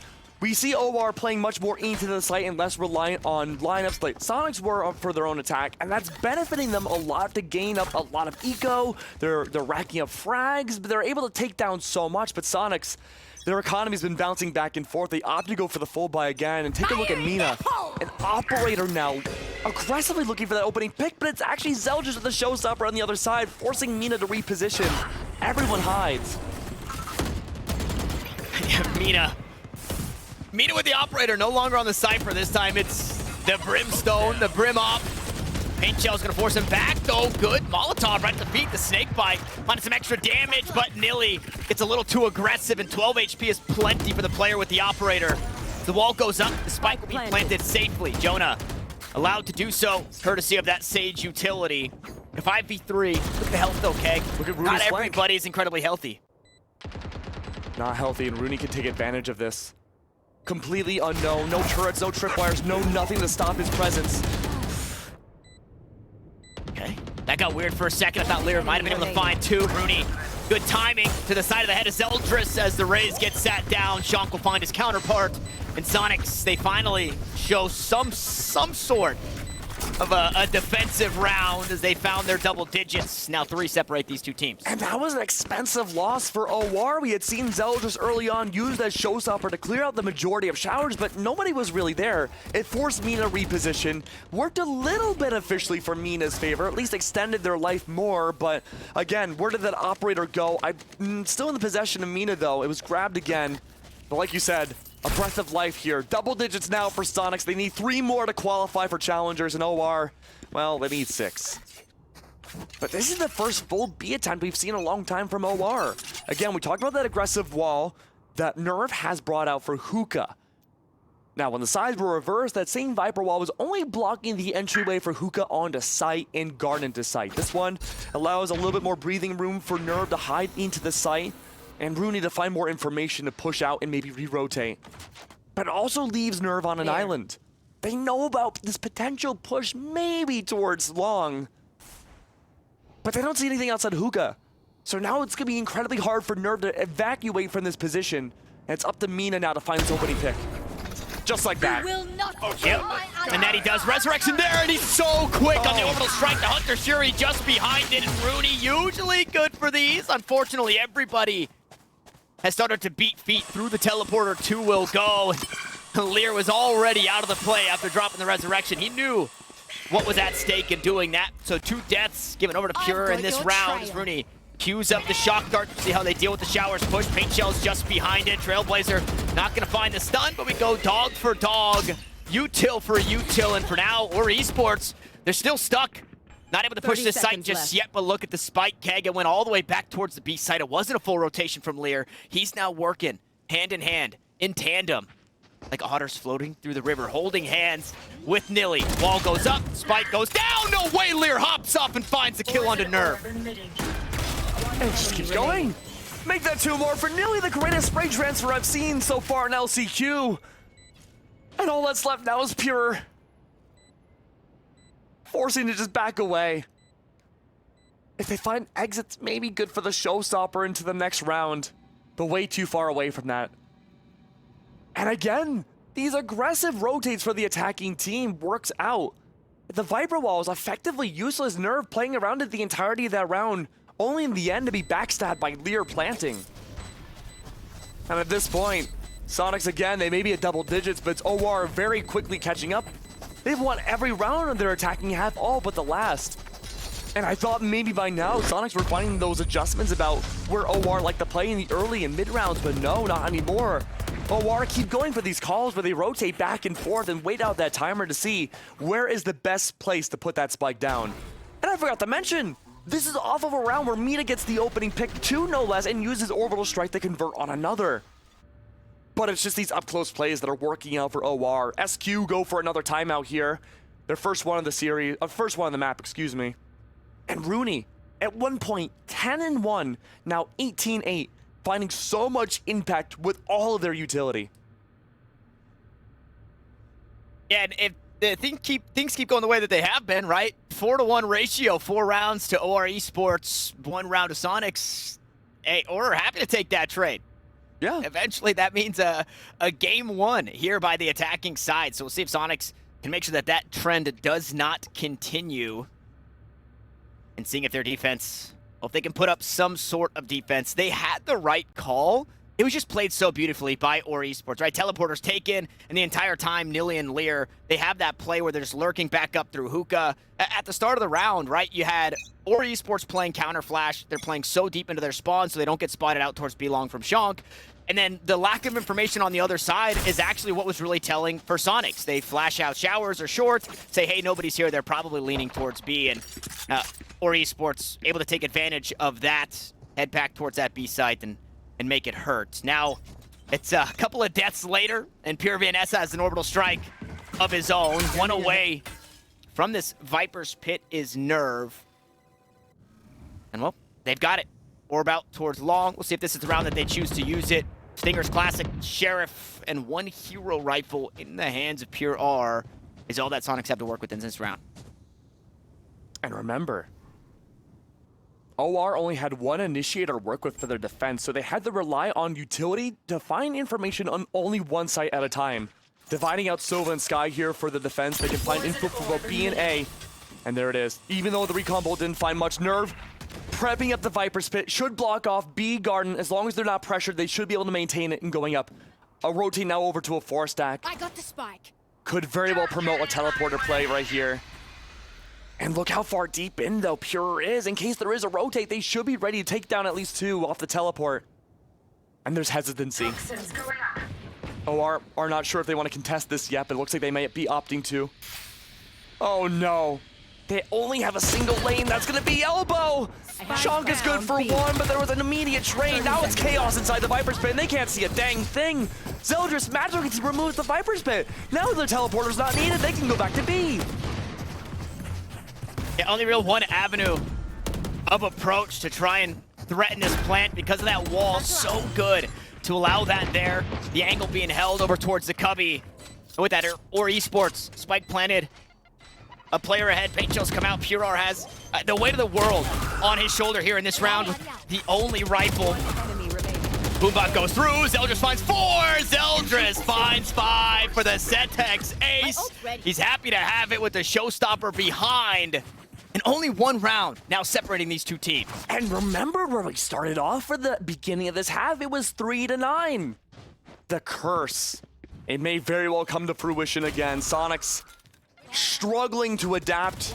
They've been able to reposition themselves. They're playing defensively with whatever little util they have, whether it be Sage's wall, the Viper's Pit on top, whatever they can. Actually, Sage's wall's from OR, so that was good for dividing the site. But like I said, whatever util they have, they try to just remove positioning from OR. They've been failing to do so. Early Guiding Light did find some info. Jonah again does have that Trailblazer to use. Off of this wall. Not finding much inside lamps, following the dogs. Zeldris looking for any clues that Blue can find. Can't find much, but it's Lear instead to find Purer. It's stolen. The kill's stolen. As the rocket went out, Lear's bullets were a bit faster. Mina finding some good damage. Drops the operator. Now wants to have that rifle in his hands as he looks to fight back into the site with the team. A player down are Soniqs. And it's that 3v4 right now that are separating us from a tie game. No push through U-Haul available until that barrier orb is dealt with. Flash is available as one more Sky Smoke to come on through. Unfortunately, Mina just caught in the worst possible place. He was in the iPad for a second too long.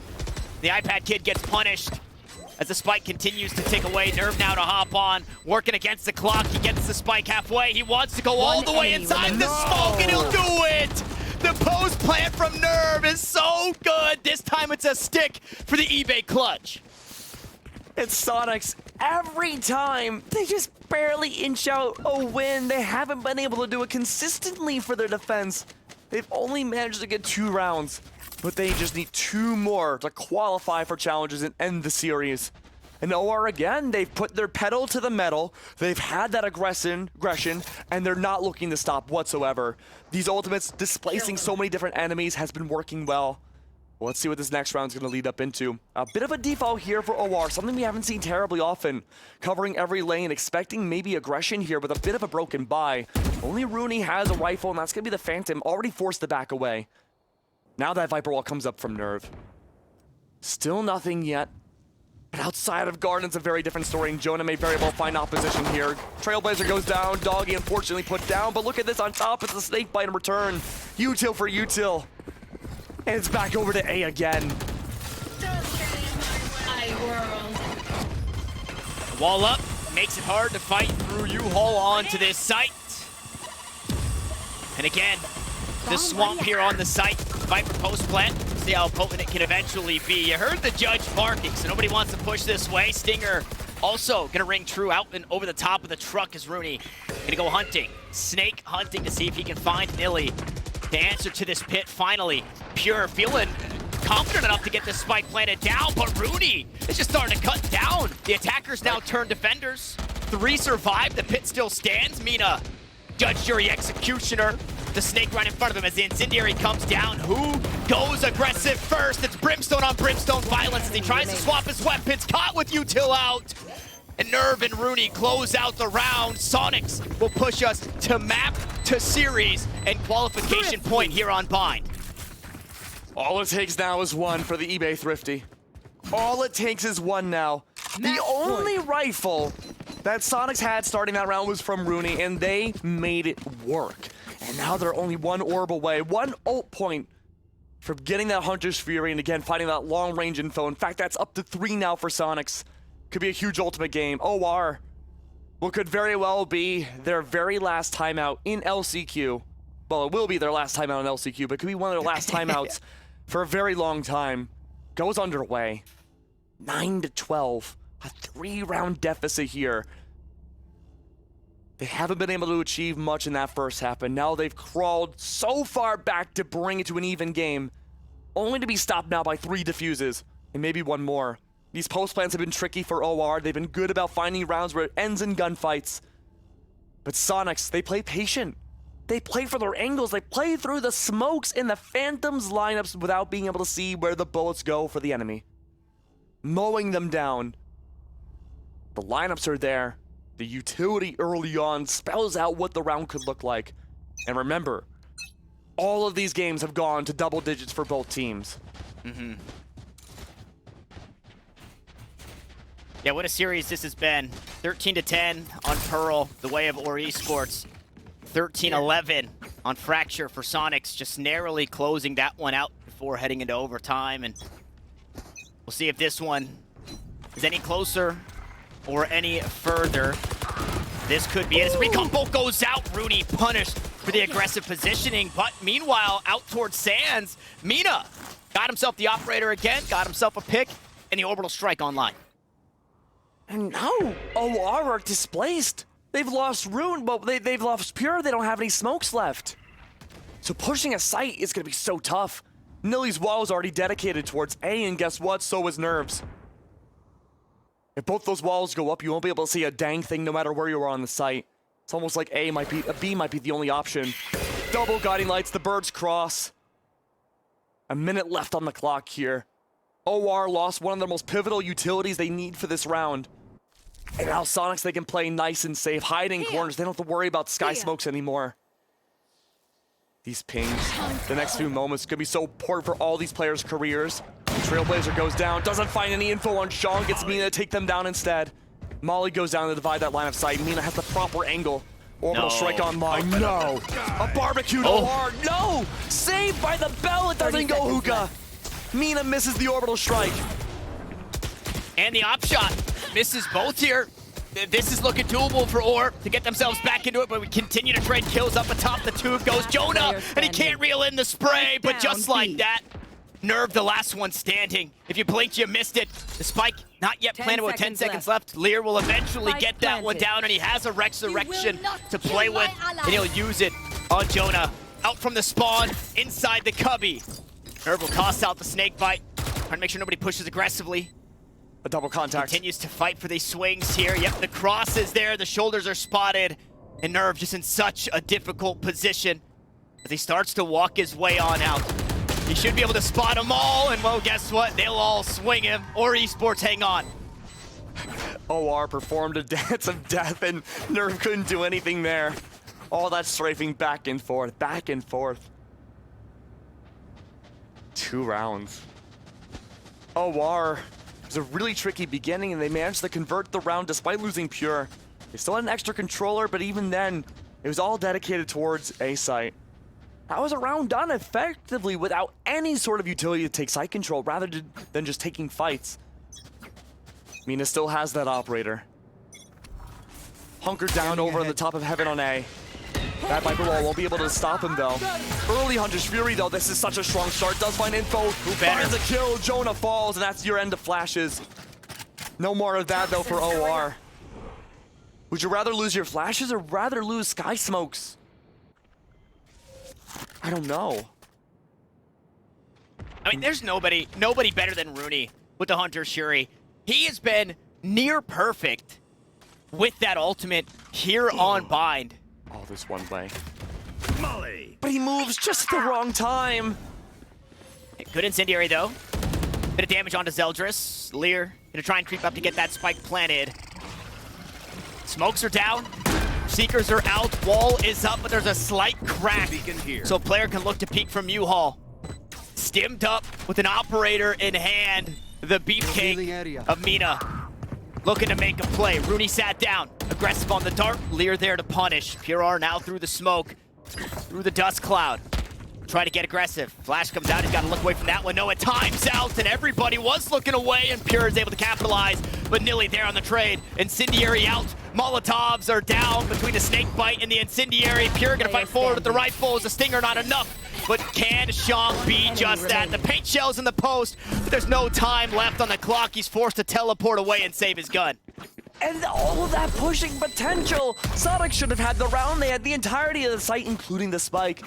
But you know, it's our old friend Larry who came back again. Lineup after lineup against this car site. 11 to 12. OR need one more round to bring it to overtime. Reset the game, put it to an even scoreline, and then we fight into overtime city. And for Soniqs, it's so much higher in stakes. They need one more round to bring themselves to challengers. They were upper bracket demons, taken down by the nation, and made a flawless lower bracket run to this point. They don't want to lose it now, and neither team does. Early Guiding Light finds a wealth of info against OR. Nerve's wall already stationed up, ready to go, hiding away. 3 inside now, Hookah. Pure does find some info. No one on the lurk though anymore. Look at this push out from outside Hookah. It's a reverse crunch from SQ. Nilly might be the linchpin though. He's wrapping all the way back around through spawn. Pure gonna get that spike planted. The shock dart's not quite doing the damage that Rooney could have hoped for. Nilly now in the backstab, and he's here in the romps. The stomps, and unfortunately Nerve had his knife out. Punished for one. Shock now creeping on up, but he's put in an awful spot. Difficult to back away, but he finds the second. As Mina hops onto the spike, he wants to get it halfway. He will go down as Pure collects 2, make it 3, and they've done it. OR battle back, and we're headed to overtime. And the reason why OR are able to convert these rounds now is because Soniqs are aware that there's so much post-plant lineup potential for OR that they're forced to almost contest on the defense just as aggressively as the attackers. They have to go to the back lines, take down Pure, take down Zeldris, take down Nilly to remove all of those mollies and potential any throwable objects that do damage. And now that OR could start to read into that, they were aware about how disenfranchised Soniqs could be, how split up they were, and they could take those group fights. But OR back on the defense, it didn't go well the first time, and Soniqs had a dominant lead. And OR have to change the story here.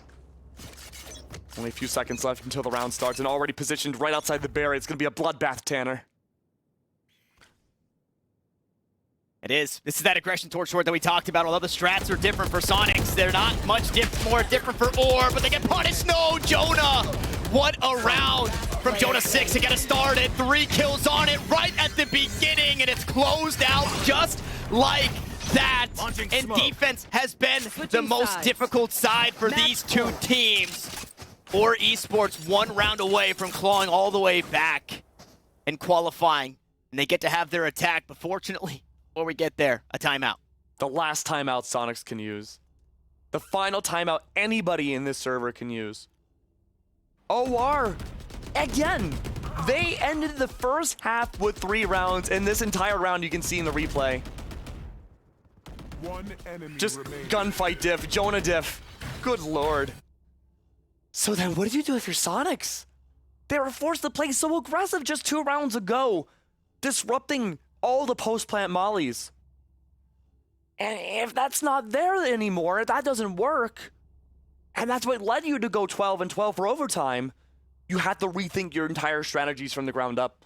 You have 1 round to do it. You have to make what, again, the side that has not gone well for either one of these teams, they have to pull a miracle here. That dominant lead squandered away, only getting 3 rounds for the defense. Well, it's easier said than done. Right here. It is easier said than done. I think my game plan for this for Soniqs is exactly what they're doing. Put an op Right here. in the hands of Mina. There's no ultimates that can force him off the line. It's going to take utility to do so. Scanning ahead. And we'll see if that will be enough. Oh, but the double initiators are lined up right on top of each other. Recon Right bolt, here. the guiding light, there's no info for A site. None at all. And we've seen this counter flash play from OR Esports. They don't want to give up this information just yet.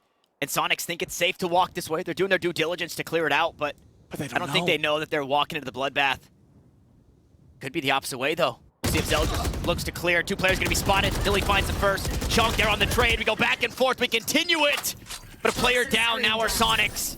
And both are on the opposite side of the map. Stim is out. Nilly going to beat feet. Use the Chevrolets out towards this B site. And look at the util toss into the smoke. Pure R. You do not want to walk forward. Paint shells. 2 blast packs. And the operator in the hands of Mina. This looks all but over for Soniqs. It's going to take a heroic effort, a Herculean effort. Soniqs playing for ones right now. They don't have a cross. They're trying to meet up directly on the spike. Orbital strike in the hands of Pure VNS. Prepared for hellfire. Off the spike they go, Pure on the swing, Pure to sit him down, and who better, Attackers Pure win. VNS, 4 kills on it. And Esports have qualified for the Valorant Challenger circuit. They battle back from the depths. They say no to death from Soniqs, who have been the lower bracket Grim Reapers, and they find